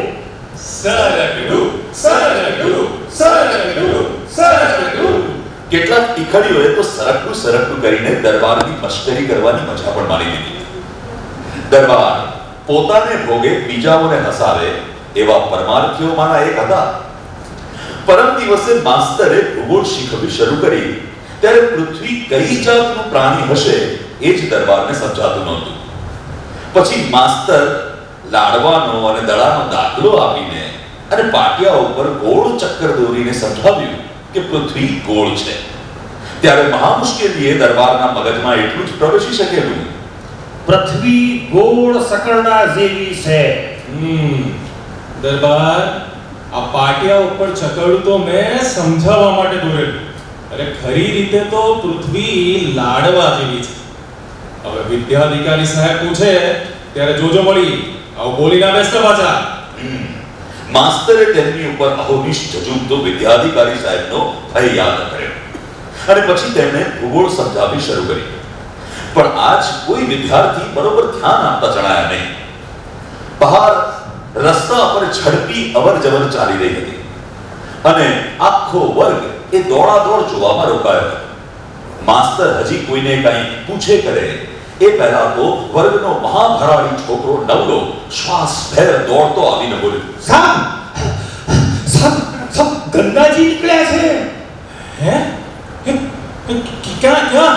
માસ્તરના હાથમાંથી ભૂગોળ પટ કરતીને નીચે પડી ગઈ. ધોળીવામાં જીવા પટેલના ખેતરે. હું તો નાઈને આવ્યો. મુખિયાજી કહે તારા માસ્તરને ઝટ તેડી લાવ. મથુરદાસજી માસ્તર એટલે હડેડ વૈષ્ણવ. ગામડાની એ નિશાળમાં 4 કલાક ભણાવવાનું કામ તો એક પ્રવૃત્તિ ખાતર કરે એટલું છે. બાકી તો શ્રી મહાપ્રભુજીના એ પરમ ભક્ત સવારમાં મંગળાના દર્શનથી માંડીને તે સાંજે શયન સુધી ઠાકોર સેવામાં જ રચા બચા રહેતા. છેલ્લા 20 વર્ષથી તેમણે મરજાદ લઈને ઘરમાં ઠાકોરજી પધરાવેલા ત્યારથી દર વર્ષ ગંગાજીના પવિત્રોદકની ખાસ લોટીઓ મંગાવતા અને સવારમાં તુલસી પત્ર સાથે તેનું પાન કર્યા વગર બીજું કાંઈ મોંમાં ન મૂકતા. તેમના જેવા સ્નાન પ્રિયને ઘેર બેઠા ગંગાજી મળે એથી બીજું કયું પરમ ભાગ્ય હોઈ શકે? એ નવલા, જા આ મેદીની વાડમાંથી એક સારી જેવી સોટી કાપી આપ અને જે કોઈ ચૂ કે ચા કરે ને એને કાનભૂત પકડાવજે તું તારે. નવલા ને વર્ગનો ચાર્જ સોંપી માસ્તર હાંફળા ફાંફળા પગમાં ઉપાન પણ પહેર્યા વગર જીવા પટેલના ખેતર તરફ ધસે જતા ટોળામાં ભળ્યા. થોડી વાર ગામથી ચારેક ખેતરવાસ એ આખોય ગાળા માર્ગ અત્યારે ગંગા મૈયાના યાત્રાળુઓથી ઉભરાતો હતો. સ્ત્રીઓ અને બાળકો, જુવાન અને વૃદ્ધ સૌ થોડી વાવમાં પ્રગટ થયેલા ગંગાજીના સ્નાન કરી પાવન થવા જઈ રહ્યા હતા. 80 વર્ષના ઘરડાઓ જેઓ આમ તો ઘરની બહાર પગ પણ ન મૂકતા એ પણ ગાડામાં બેસીને ચાલી નીકળ્યા હતા. નાઈને જેઓ પાછા વળતા હતા તેમને જનારા સૌ પૂછી શકાય તેટલું પૂછતા, એ આજી કેટલું આગળ રહ્યું? અલ્યા પાણી સાવ ધોળું છે કે શું? આ પાણીમાં દીવો થાય છે કે નહીં? અલ્યા ગંગાજી વહી તો નથી ગયા ને? માસ્તર જીવા પટેલને ખેતરે પહોંચ્યા ત્યારે ખેતરમાં યાત્રાળુઓનું કીડિયારું ઉભરાતું હતું. થોડી વાવ અને જીવા પટેલનું ખેતર અત્યારે યાત્રાના ધામ જેવા થઈ પડ્યા હતા. ખેતરને શેડેથી માંડીને છેક વાવના પગથાળ સુધી પાઈ પૈસો અને ચપટી ચોખા માંગનારાઓએ પાથરણા પાથરીને નાહવા આવનારાઓનું સ્વાગત કરતા હોય તેમ બંને બાજુ કતારો બનાવી દીધી હતી. તે ઉપરાંત જીવા પટેલે પોતાના ખેતરમાં ગંગાજી નીકળ્યા તે માટે લાગા તરીકે જણ દીઠ 5.25 આના લેવા નક્કી કર્યા હતા. એ તો 5.25 આના જ ફી હતી, પણ ₹1.25 હોય તો પણ પતિ તપાવન ગંગામાં સ્નાન કરવાથી મળતા પુણ્ય બદલ આજે એની કોઈ વિસા કોઈ ન ગણત. માસ્તર આ બધા લાગા ચૂકવતા માંડ વાવ પાસે પહોંચી શક્યા, પણ ત્યાં તો ઊભવાની જગ્યા પણ મુશ્કેલીથી મળી શકે તેમ હતું. સૌ જે સાધન હાથ આવે તે વતી પાણી ખેંચીને નહાતા હતા. કેટલાકે તો પાઘડી લાંબી કરી તેનો પાણી ખેંચવાના સિંચણિયા તરીકે ઉપયોગ કર્યો હતો. નહાવા માટે પડાપડી થતી હતી. કેટલાક પ્રજાતિઓ તો બની શકે તેટલા વહેલા ધાર્મિક શબ્દોના ઉચ્ચાર સાથે ઢોળે જ જતા હતા. સ્ત્રીઓ ગાગરો ભરીને પાણી ઘેર લઈ જતી હતી. જેની પાસે કાંઈ સાધન નહોતું તે એકાદ નાનો લોટો કે છેવટે પતરાનું ભાંગેલ તૂટેલ ડબલું કે એવું કંઈ પણ ભરીને ગંગાજીને ઘેર લઈ જતા હતા. કોઈ જુવાનિયા ગંગાજીના પ્રાગટ્યની સત્યતા વિશે બીતા શંકા ઉઠાવતા તો વૃદ્ધો તુરંત જ ખબર લઈ નાખતા. અરે જોતા નથી, ગોળું દૂધ જેવું પાણી થઈ ગયું છે એ. આહાહાહાહા. બસ આ ગંગાજી જ પ્રગટ્યા છે. અરે ગંગોત્રી પાસેનો પ્રવાહ આવા જ રંગનો છે. માસ્તરે અહીં પણ પોતાના ભૂગોળના જ્ઞાનનો ભભકભર્યો ઉપયોગ કર્યો. અરે આ તલજગમાં ગંગાજી નીકળ્યા ઈ આ ગામના પુણ્ય જ હમતો ને ભલા માણસ. તો કોઈ ભૂતકાળ પ્રેમીએ ભૂતકાળ ખેડ. આ 56માં એકવાર હાથિયા પાણી નીકળ્યા હતા. મારો તો તઈ જન્મ નહીં. મારો કાકો મારા જીવડા ઈ વાતું કરતા કે સરવાણીમાંથી ધોળું પાણી હાલ્યું જ આવે. બસ હાલ્યું જ આવે. ઠીક ત્યાંનું માણા નામ આવ્યું હતું. જીવા પટેલ ના ઉઘડ્યા આ તે એની જ વાડીમાં માતાજી પ્રગટ થયા. સૌ જીવા પટેલને અભિનંદન આપતા હતા અને જીવા પટેલ હરખાતા સૌને જુદા ઉત્તર આપતા હતા. અરે હું તો મેઘલા લવારની કોઢમાં દાંત્ય પાણી ચડાવવા બેઠો હતો. છોરો ભીમડો ઢોરા લઈને ખેતરે ગયો હતો. ઈ કોહે વહેવા ગયો તો તરત પાછો આવીને કે આતા વાવમાં પાણી હાવ થોડું છાસ જેવું કા. મેં ગુહાલ જોયું. ગોળ બાપાને બતાવી ને હું તો નાથા બાપાને પૂજામાંથી ઉઠાડીને ખેતરે લઈ ગયો તો વાવમાં જોઈને કહ્યું કે આ તો ગંગાજી નીકળ્યા છે. બોલો ગંગા મૈયા કી જય. બસ પછી તો માસ્તરે શરીર સહન કરી શક્યું ત્યાં સુધી તો નાયા કર્યું અને પેટમાં સમાઈ શક્યું તેટલું પાણી પી લીધું. પછી કોગળા જ કરે રાખ્યા. શરીર આખું ધ્રુજતું હતું અને એ ધ્રુજારીને તેમને ધર્મપાઠના ઉચ્ચાર વડે ચડવાની ડાકલી બજાવીને જણાવવા દીધી નહોતી. વર્ગમાં શીખવતા તે બધી પવિત્ર નદીઓના નામ તેઓ અત્યારે લઈ રહ્યા હતા. અરે હરે ગંગે, હરે ગંગે, ગંગે ચ જમને, જમને ચ સરસ્વતી. છેવટે આ ધૂનમાંથી પરવાર્યા ત્યારે સૌને કોઈને કોઈ વાસણમાં ગંગાજી ઘેર લઈ જતા જોયા. એ જોઈને તેઓ મૂંઝાયા, કેમ કે વર્ગમાં ભૂગોળ શીખવતા જ તે નાહવા માટે ચાલી નીકળ્યા હતા. તેથી કોઈ જ સાધન તો પાસે હતું નહીં. અંતે તેમણે યુક્તિ અજમાવી. કોઈકનું વધારાનું અગોટિયું માંગી લઈને એને ખૂબ ભીનું કર્યું. અંદર રાખી શકાય તેટલું પાણી લઈ લીધું અને હળવે હળવે કોઈ અસ્પૃશ્યનો ઓછાયો ન પડી જાય તેવી રીતે ઘર તરફ જવા નીકળ્યા. રસ્તે બીજા જે કોઈ ભાવિકો આ ગંગાજીનું પાણી લઈ જતા હતા તેમને માસ્તર વણમાંગી સલાહ પણ આપતા જતા હતા.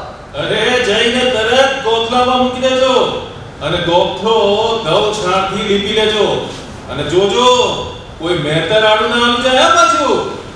છેક મધરાત પછી પાણીમાંથી થોડો રંગ ઓછો થવા માંડ્યો. ત્યાં સુધી અનેક ભાવિકોએ નાહ્યા કર્યા. બીજે દિવસે માસ્તરને શરદી થઈ ગઈ હોવાથી તેઓ ધ્રુજતા વર્ગમાં આવ્યા અને ભૂગોળ લેવી શરૂ કરી.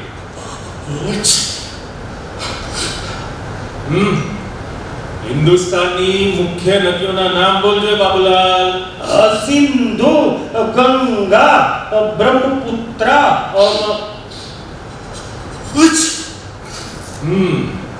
અને સિંધુ નદી ક્યાંથી નીકળે છે ચંપકલાલ? સાબ હિમાલયમાંથી. દરબાર ઝોકા ખાતા હતા. તેમને માસ્તરે જાગૃત કર્યા. હા, બરોબર બોલ્યો. હે? અને ગંગાજી ક્યાંથી નીકળે છે દરબાર? જીવા પટેલના ખેતરેથી સાહેબ.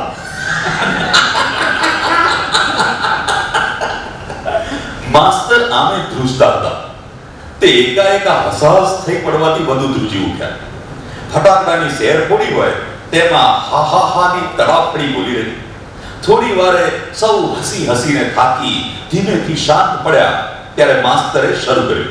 અરે દરબાર, આ જીવા પટેલને ખેતરેથી કાલે નીકળ્યા હતા એ ગંગાજી તો જુદા. અરે આ તો આ સાહેબ, સાહેબ, તમને પોલીસ પટેલ બોલાવે છે. નવલો બહારથી દોડતો આવીને બોલ્યો. માસ્તરની ધ્રુજાળી વળી સવિશેષ વધી. શું છે? શું કામ છે? કોણ જાણે પોલીસ પટેલ ધોળા વાવને ખેતરે બેઠા છે અને પંચાંગનામું કરવા ખડીઓને કલમ અને કોરા કાગળ લઈને આપવાનું કીધું છે. ચક્કરો. નવલો બોલે જ જતો હતો. મેજના ખાનામાંથી ખડીઓ, કલમ અને કાગળ કાઢીને પગમાં ઉપાન પણ પહેર્યા વગર માસ્તર હાંફળા પાંફળા ચાલી નીકળ્યા. ગંગાજીમાં નાવા જતી વખતે નીકળ્યા હતા ને તેમજ. કમનસીબે માસ્તર ગામમાં વાંચી લખી શકે એવા માણસ રહ્યા એટલે તેમના ખડિયા કલમને અનેક સારા માઠા પ્રસંગોએ કામ કરવું પડતું. ઘડીક કાચડી ખોસતા તો ઘડીક ડગલાના બોરિયા પીડતા. તેઓ નવલાની પાછળ જીવા પટેલને ખેતરે પહોંચ્યા. ધોળી વાવની બાજુમાં પોલીસ પટેલ તથા બે પસાયતા ખાટલો ઠાળીને બેઠા હતા અને થોડી વારે જીવા પટેલને ગાળો દેતા હતા. ખાટલા પાસે ત્રિકમ, કોદારી, માટી ભરવાનો ટોપલો, બે ઠીકરાના ઘડા વગેરે જેમ તેમ પડ્યા હતા. આવો મહેતાજી, બેહો. પંચનામું કરો હરામખોરનું.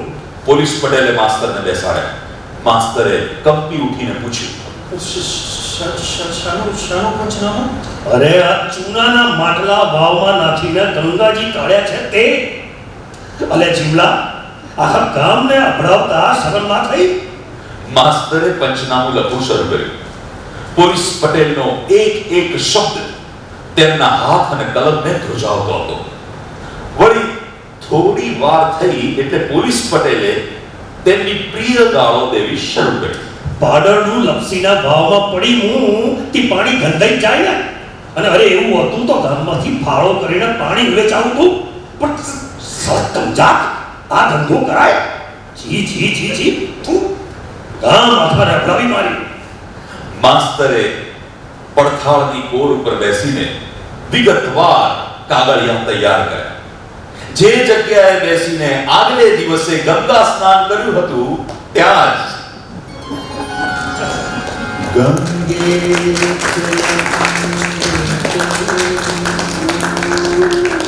ગોદાવરી સરસ્વતી. હજી પણ આજે આજે પણ ચૂનાના માટલા ભેળવીને કોઈ પણ નદીને ગંગાજી કરનારા ક્યાં નથી? આપણા સમાજમાં આજે પણ છે જ એવા. અને ડૂબકી ગંગાને ગંગાજી ગણીને, નદીને કોઈ પણ નદીને ગંગાજી ગણીને ડૂબકી મારનારા પણ હજી ક્યાં ઓછા રહ્યા છે? આ ડૂબકી પાણી દેખી કરે સ્નાન, જે આખાની પંક્તિ છે એ પણ યાદ આવે. કે આખી જે એક કલ્ટ ઊભું કરવામાં આવે છે કોઈ પણ વસ્તુનું, ઘેલછા, એના મૂળ કેવા હોય છે કે ગંદા પાણીને સ્વચ્છ કરવા માટે, સ્વચ્છ દેખાડવા માટે જે કરવામાં આવ્યું એમાં પછી આવું એક આખું કરુણ રમૂજી છે એમ જોવા જઈએ તો, ટ્રેજી કોમિક. અને આગળની જે વાર્તા હતી એ શુદ્ધ કરુણ સંતીનું. કિરીટ દુધાતીને લખ્યું છે કે એક દિવસ માટે, એક દિવસ જો સંતીના જીવનમાં મોડું જો આ પ્રસંગ બન્યો હોત તો કશો જ ફેર ના પડે, કંઈ જ ના થાત. પણ એ જે સમય જે બનવાનું હતું એ બન્યું ને એને કારણે જે ટ્રેજેડી થઈ, જે કરુણાંતિકા, જે શોકાંતિકા થઈ. હવે એક વાત કહેવાનું મન થાય, રઘુવીર ચૌધરીએ લખ્યું છે, ચોટદાર ઘટનાઓ અને પરિસ્થિતિનું વૈવિધ્ય એ મળિયાના કથા લેખનની એક ખાસિયત છે. એ વખતે ઘટનાના તિરોધાનનો યુગ ચાલતો હતો. સુરેશ જોશીનો ઉદય થઈ ચૂક્યો હતો ગુજરાતી સાહિત્યમાં. ઘટનાના તિરોધાનના યુગમાં એ પોતાની રીતે જ લખતા રહ્યા. પાત્રોના આંતરસંકલનના પ્રશ્નો હલ કરવા તરફ પૂરતી કાળજી આપવી કે અવનવી ટેકનિકો યોજી એની સાધ્યંત માવજત કરવી એ એમના રસનો વિષય ન હતો. વળી દર્શકની જેમ કશું કહેવા માટે લખતા નહીં. આમ કલાવાદી કે જીવનવાદી વિચારકો, વિવેચકો એમના પક્ષકાર બનીને આગળ આવે એ શક્ય ન હતું.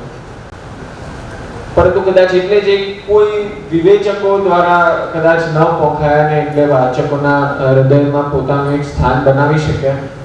અને જે વિશ્વવિખ્યાત હવે તો ફિલ્મ અબુ મકરાણી એમની વાર્તાને એના પરથી એક સરસ ફિલ્મ બનાવી, કેતન મહેતા. અને એ સિવાય પણ અનેક નાટકો, એમની ગળચટા વખ નામની એક વાર્તા, એનો સ્નેક ચાર્મર તરીકેનો અનુવાદ એ બહુ જ પ્રસિદ્ધ થયો છે. એમાં પણ જે નાગનું વર્ણન ને એની સાથે કામાવેગનું વર્ણન, એ બંને જે વર્ણનનો કેફ ગુજરાતી ભાષામાં, જો વર્ણન કલાને એનો કેફ અનુભવવો હોય તો આપણે મળિયાને વાંચવા રહ્યા. તો આ છે મળિયાની પણ એમની હ્યુમરની પણ વેન છે, જેમની પર્સનાલિટીમાં તો હતી જ, એમની વાર્તામાં પણ આવો વ્યંગ જોવા મળે છે. ઘણી બધી વાર્તાઓમાં રાણીબાગના જનાવર અને બીજી પણ ઘણી વાર્તાઓ યાદ કરી શકાય. હવે જે આપણી આજની છેલ્લી પ્રસ્તુતિ એ બહુ જ સેન્સિટિવ વિષય, એનું એ બહુ જ સેન્સિટિવ એમની માવજત છે. આ એક રિયલ ઇન્સિડન્ટ, છાપામાં આવેલા એક પ્રસંગ પરથી એમણે વાર્તા લખી છે. કાળી રાત, કાળી ઓઢણી, કાળી ચીઝ. સાંભળીએ આપણે કમલ જોશી અને ટીમ પાસે. Thank you.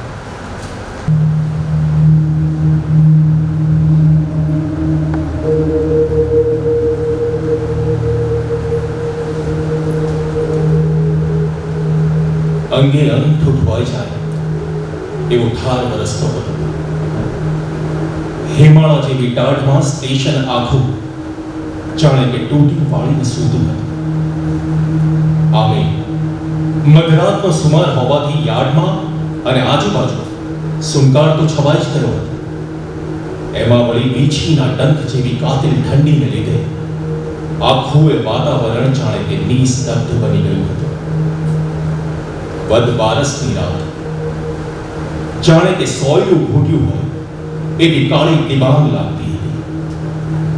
સ્ટેશનના પ્લેટફોર્મ પર દીવા પણ કેરોસીનની કરકસર ખાતર ટ્રેનને ટાઈમે જ પેટાવાતા હોવાથી ચારે કોર ઠાંસો ઠાંસ અંધકાર ભર્યો હતો.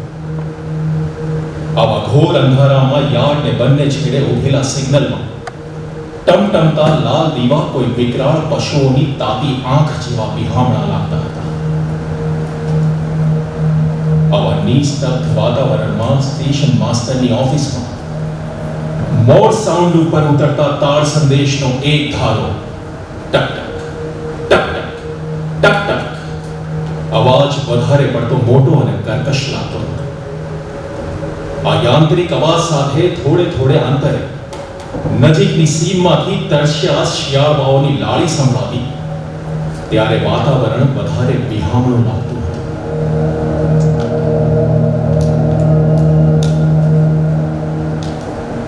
થોડી વારે શેન્ટરો, સિગ્નલમેન અને એક બે કુલીઓ ભેગા થઈને સામેની સાઈડિંગમાં તાપણું પેટાવ્યું.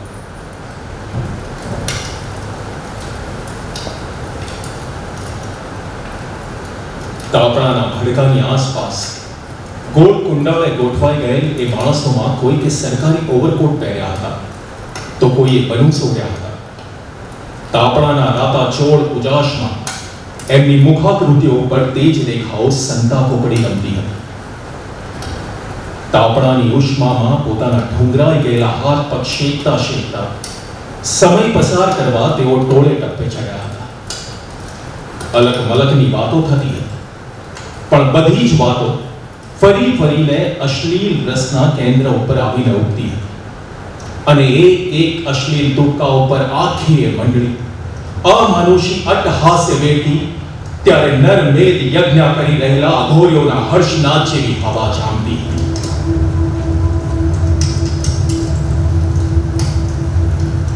હવામાંથી જાણે કે હિમ વરસતું હતું અને એની સામે આ તાપણાનો ભડકો પણ કશી રાહત નહોતો આપતો. ગોદડા જેવા ઝાડા બલોસમાં લપેટાયેલા આ માણસોના શરીરમાં સુશ્વાતો શિયાળો વાયરો કંપારી મૂકી જતો અને એના જડબાની બત્રીસી વચ્ચે ડાગરી બચાવી જતો. તેથી એક માણસ થોડી થોડી વારે મંડળીમાં શીશો ફેરવતો. એ શીશામાં દારૂ નહોતો. દારૂ ખરીદવા જેટલી આ ગરીબ માણસોની ગુંજાશ જ નહોતી. એ તો હતો મિથિલેટેડ સ્પિરિટનો શીશો. રેલવેના ગોદાઉનમાંથી ચોરેલો કાચા સ્પિરિટનો શીશો. એ કાચા સ્પિરિટના એકાદ બે ઘૂંટડા ભરીને સૌ દિલમાં કાંટો સાચવી રહ્યા હતા અને ફરી ફરીને સ્ત્રી નામના પ્રાણી ઉપર કેન્દ્રિત થતી મજાકો માણી રહ્યા હતા. આખરે મંડળીમાંથી એક માણસ ઊભો થયો અને પ્લેટફોર્મ પર આવ્યો. એણે એક પછી એક કાચની પેટીમાંના દીવા પેટાવવા માંડ્યો. એક ખીંડી ઉપર ટીંગાતી લાલ લીલી બત્તીઓ ઉતારી અને એમાં પણ દીવા કર્યા.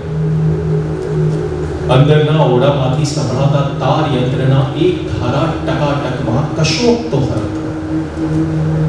બે સ્ટેશનો વચ્ચે સામસામે સંદેશ વિનિમય થઈ ગયો હતો. માસ્તરે ઊંઘ ભર્યા અવાજે સાદાવાળાને સૂચના ને ખાખડ આંબલીના ઝાડની ડાળીએ ટીંગાતા લોખંડના પાટાના ટુકડા ઉપર સાધાવાળાએ ટકોરા પાડ્યા. આગળના જંકશન ઉપર ડાઉન ટ્રેન લાઈન થઈ ગઈ હોવાનો અનાઉન્સમેન્ટ. શગે બળતા તાપણાની જ્વાળાઓ શમવા લાગી. તાપનારાઓ ઊભા થઈને પોતપોતાના કામે વળ્યા. પ્લેટફોર્મ ઉપર કરંડિયા, થેલા અને બાટલાનો ઢગલો થઈ ગયો. માણસો હવે વધારે સાવધાન થયા. રેલવેનો એક પોલીસ હાથમાં ટોર્ચ બેટરી લઈને ખોખારા ખાતો લટાર મારવા લાગ્યો. એણે એક હોટલવાળા પાસેથી અલિખિત લાગા તરીકે એક ડબલ કપ ચા મફત પીધી અને પછી પાનવાળા પાસે જઈ પહોંચ્યા. ફાર સિગ્નલ પાસે એન્જિનની બત્તીનો ઉજાસ દેખાયો. તુરંત સિગ્નલના લાલ દીવા લીલા બની ગયા. ટ્રેનના પૈડાનો ધમધમાટ પણ સંભળાયો અને ધીમો અવાજ હવે ધીમે ધીમે વધવા લાગ્યો.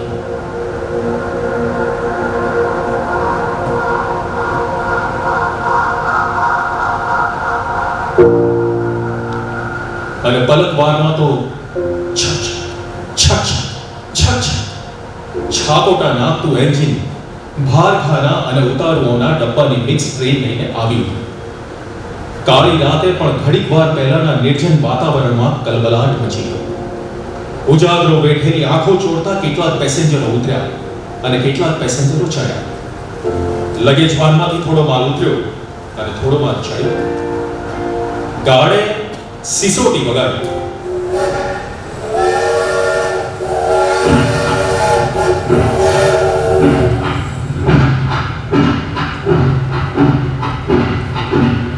એન્જિને આર્ક અવાજે તીની ચીઝ કાઢી અને ગાડી ઉપડી. ભક ભક ભક ભક.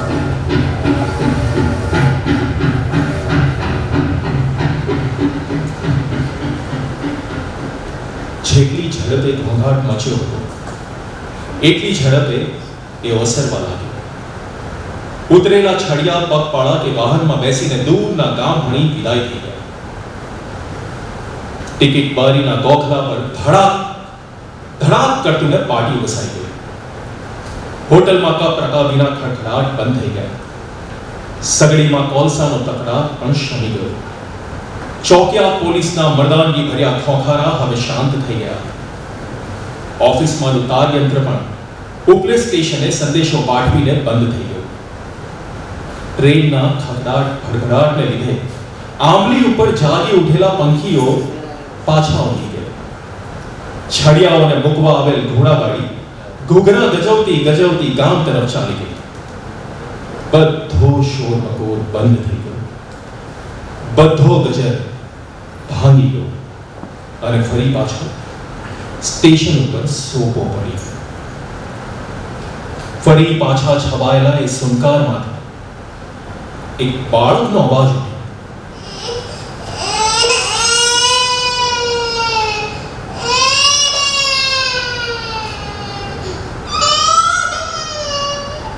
સૌ ઉતારો ચાલ્યા ગયા. છતાં પ્લેટફોર્મ પર કાળી ઓઢણી ઓઢેલી એક બાઈ ઊભી રહી.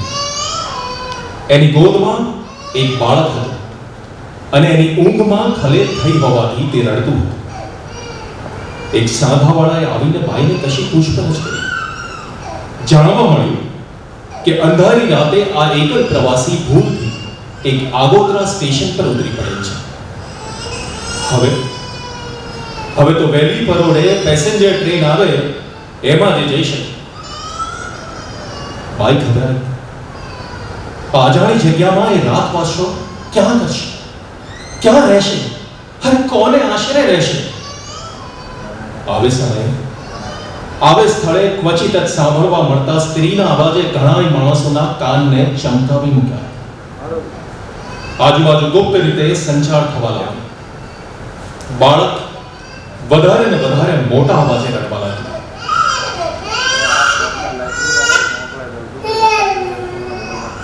માતાએ છોડીને છાતી આપી, પણ એથી એનું રુદન શમ્યું નહીં.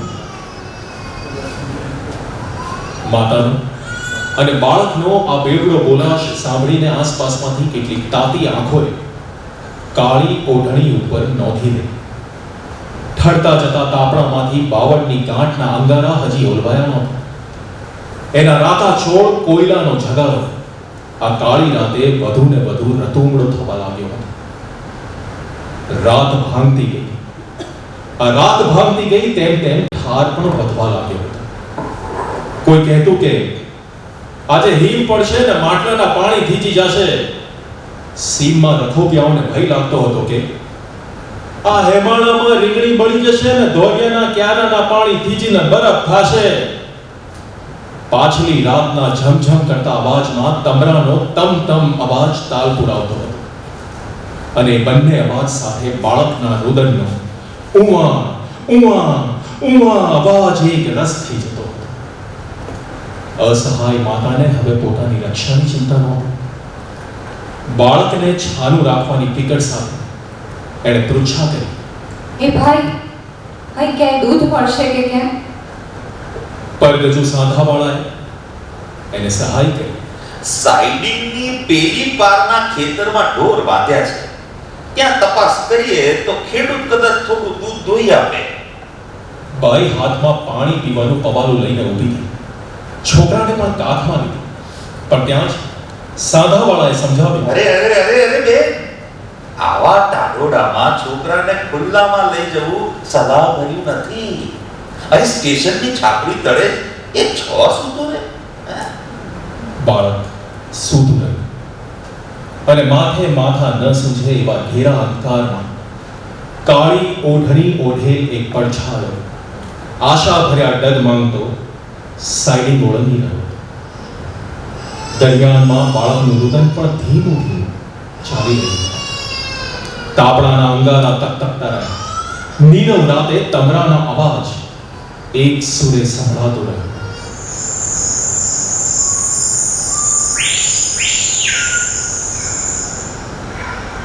અનાજના કોથળામાં મોગળે મને મોઢું નાખીને બુકડો બોલાવી રહેલી ગાય ફરી ધાવી.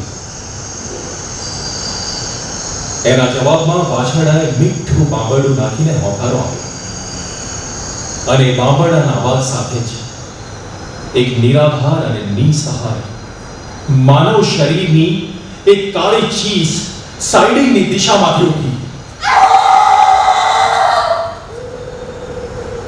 ભાંગતી રાતે નિર્જન વાતાવરણમાં એ ચીઝ વધારે ભયંકર લાગી. પણ એનો ધ્વનિ ઉઠ્યો એવો જ પાછો શમી ગયો. ચીઝ પર જાણે અડધેથી કપાઈ ગઈ હોય ને એમ લાગ્યું.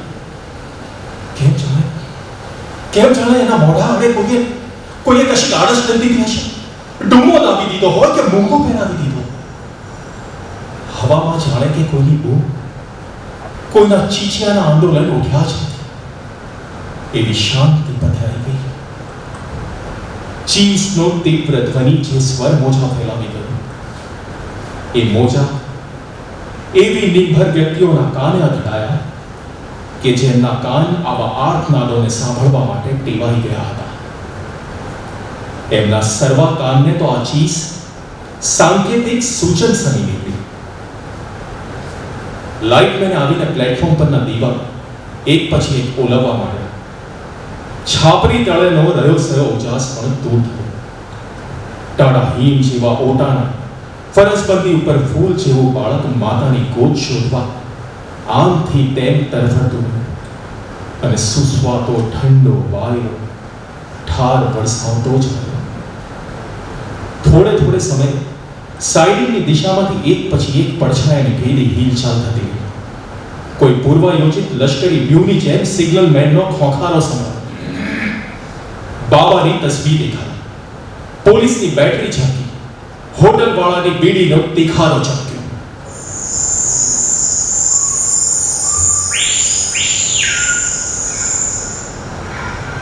બધે જ નિશબ્દ મૌન પથરાઈ ગયું. માત્ર ઠાર જામતો ગયો તેમ ધડધડતા બાળકનું કરદન પણ વધતું ગયું. સીમને કાંઠે શિયાળવાની લાળી પણ વધતી ગઈ. ઘડિયાળના ટક ટક અવાજની જેમ તમરાનો તમતમ અવાજ અવિરત ચાલુ રહ્યો. વહેલી પરોળની પેસેન્જર ટ્રેનનો સમય થયો ત્યારે કલાકેક અગાઉ તાર યંત્ર પર ફરીથી ડોટ ને ડેશની સંજ્ઞાઓ બોલવા લાગી. પણ હવે આ બાળકનું ક્રંદન કોણ જાણે કેમ પણ સાવ શમી ગયું. મોંઘી રાતે હવે એકમાત્ર તાર યંત્રનો અવાજ ભારે કઢંગો લાગતો હતો. એવામાં સાઈડિંગની સામે છેડે એક ભારખાનાનું બારણું ભડાક કરતુંને ભટકાયું અને એ દિશામાંથી એક સ્ત્રીની શરીરનો પડછાયો બેફામ ઝડપે દોડતો આવતો જાણ્યો. એ શરીર નક્ષિક નવસ્ત્ર હતું. માત્ર એના મોઢા ઉપર કાળી ઓઢણીનું મુશ્કેટાટ બંધન બંધાયું હતું. સ્ત્રીને પોતાની સ્થિતિનું ભાન નહોતું. સદભાગ્યે કાળા લીતાર જેવો અંધકાર આ માતાની લાજ આબરૂ રક્ષવા એને જાણે કે વિશાળ ઓઢણી ઓઢાડી રહ્યો હતો.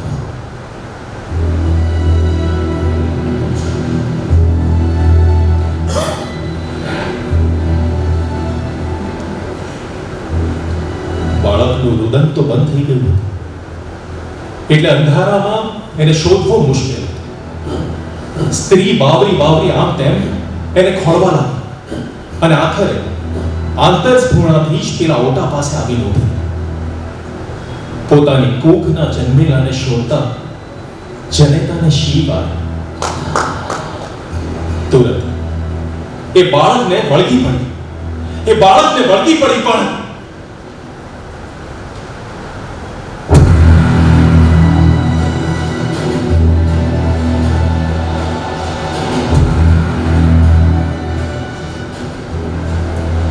એ જીવ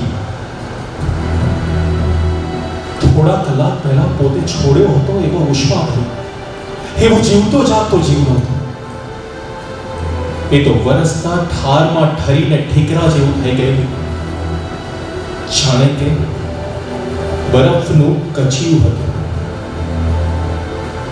સારું થયું કે સ્ત્રીના મોઢા ઉપર હજી એ ટૂંચો ઉઠાડ્યો હતો, નહીતર અગાઉની એક કાળી ચીસની જેમ પુત્ર વિયોગના આઘાતથી એથી એ અટકી તીણી ચીસ આ માતાના મોઢામાંથી નીકળી જાત અને આ ધરતી કે આ કોઈ ના જીવી શકત. પુત્ર મિલનની તાલાવેલીએ જ માતાના ખોળિયામાં પ્રાણ ટકાવી રાખ્યો છે. પણ જીવતા પુત્રને બદલે એના મૃતદેહનું જ મિલન થતા હવે એને જીવાડનાર કોઈ જીજીવિષા નહોતી રહી. ઓટા ઉપર એકને બદલે બે દેહ ઢળી પડ્યા હતા.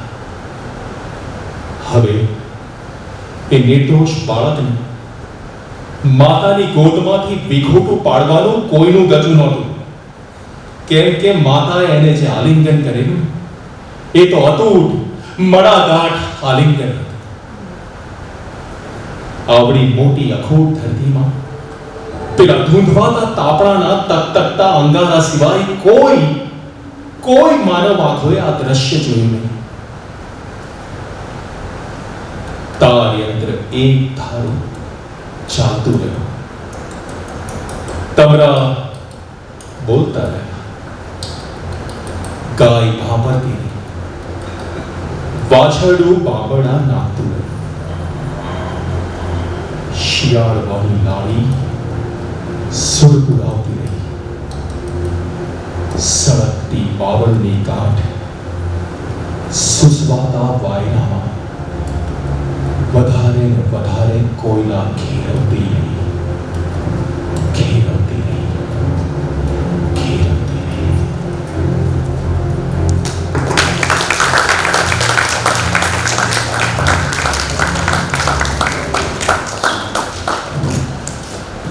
આંખ ભરાઈ જાય, વાંચવી સાંભળવી ન ગમે એવી આ વાર્તા છે. એક રીતે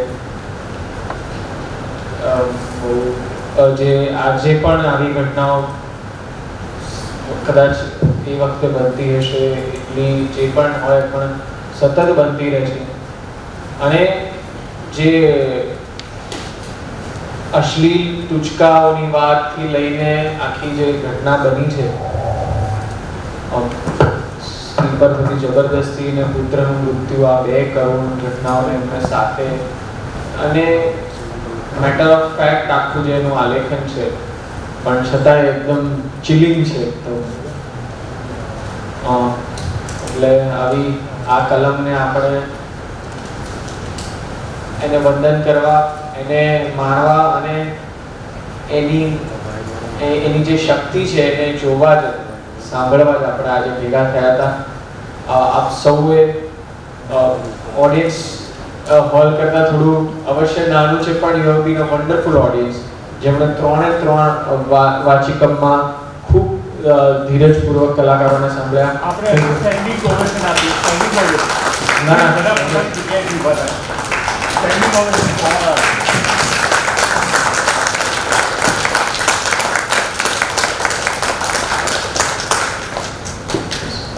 thank you very much. Amitabh Maliya હાજર છે. મેં અપૂર્વ મળિયાને આજે પહેલી વાર છે. મને એવું લાગ્યું કે જો મળિયાને જોવા હોય તો આપણે અત્યારે તો અપૂર્વ મળિયાને જોઈ શકીએ, લગભગ એવો જ એમનો ફેસ છે. અમિતાભભાઈને હું વિનંતી કરું કે પ્લીઝ બે શબ્દ કે આ પ્રસંગ માટે.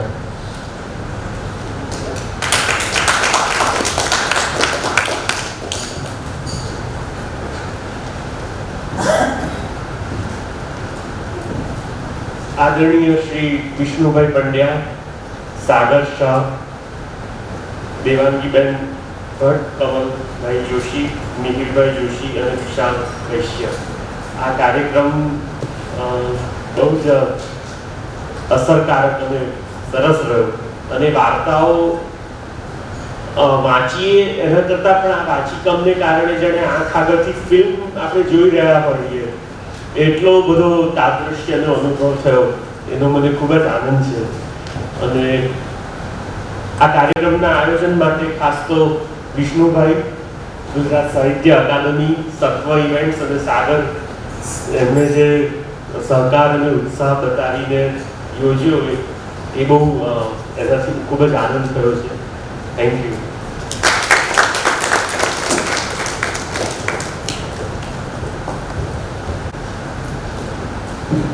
આપ સૌ આવ્યા આ વિકટ પરિસ્થિતિઓમાં આટલા વર્ષ બાદ અને જે રીતે અમારો ઉત્સાહ વધારે બદલ આપનો પણ ખૂબ ખૂબ હૃદયપૂર્વક આભાર માનું છું. સમગ્ર ટીમ ફરી સંજય જમોડભાઈ, અને સરને યાદ નથી રહેતી અમને, વિશાલભાઈ, કમલભાઈ, દિવાંગીભાઈ, મિહિરભાઈ, આ બધાનો ફરીથી આભાર માનું છું. અને પ્લીઝ બહાર આઈસ્ક્રીમની વ્યવસ્થા છે, પ્લીઝ એને લઈને જશો. અને દીપ કમલ થિયેટર્સ ના અમે બધા કલાકારો છે. અમે લોકો બહુ જ પ્રતિબદ્ધ રીતે, બહુ જ કમિટમેન્ટ સાથે સાહિત્યની સાથે સંકળાયેલા છે. સાહિત્યિક નાટકો અને ખાસ તો સિલેબસમાં અલગ અલગ વિવિધ યુનિવર્સિટીમાં, વિવિધ વિષયોમાં, વિવિધ ભાષાઓમાં જે સાહિત્ય હોય એ સિલેબસમાં હોય એવા નાટકો, એવી નવલકથાઓનું નાટ્ય રૂપાંતર કરી અને અમે ભજવતા આવ્યા છે. અમને ખૂબ આનંદ છે કે અકાદમી અને સત્વ ઇવેન્ટ્સ આ પ્રકારના આયોજનો કરે છે. આ પહેલા પણ આપણે વાચીકમનો મારા કદી પહેલું જ મળતું સાગરભાઈ આપણે પહેલો જે વાંચી શરૂઆત જ આપણે કરી હતી. કુરુક્ષેત્ર વાર્તા તમે વાંચી? જી, સુરેશભાઈની વાર્તા. તો આ પ્રકારના આયોજનો કરવા બદલ સમગ્ર અમે કલાકારોનું પ્રતિનિધિત્વ કરીએ છીએ એ માટે એ કલાકારો તરફથી તમારો આભાર માનીએ છીએ કે આવી પ્રવૃત્તિ વારંવાર થવી જોઈએ, સતત થવી જોઈએ. Thank you very much. Thank you very much વિષ્ણુભાઈ, સાગરભાઈ. Thank you. Thank you.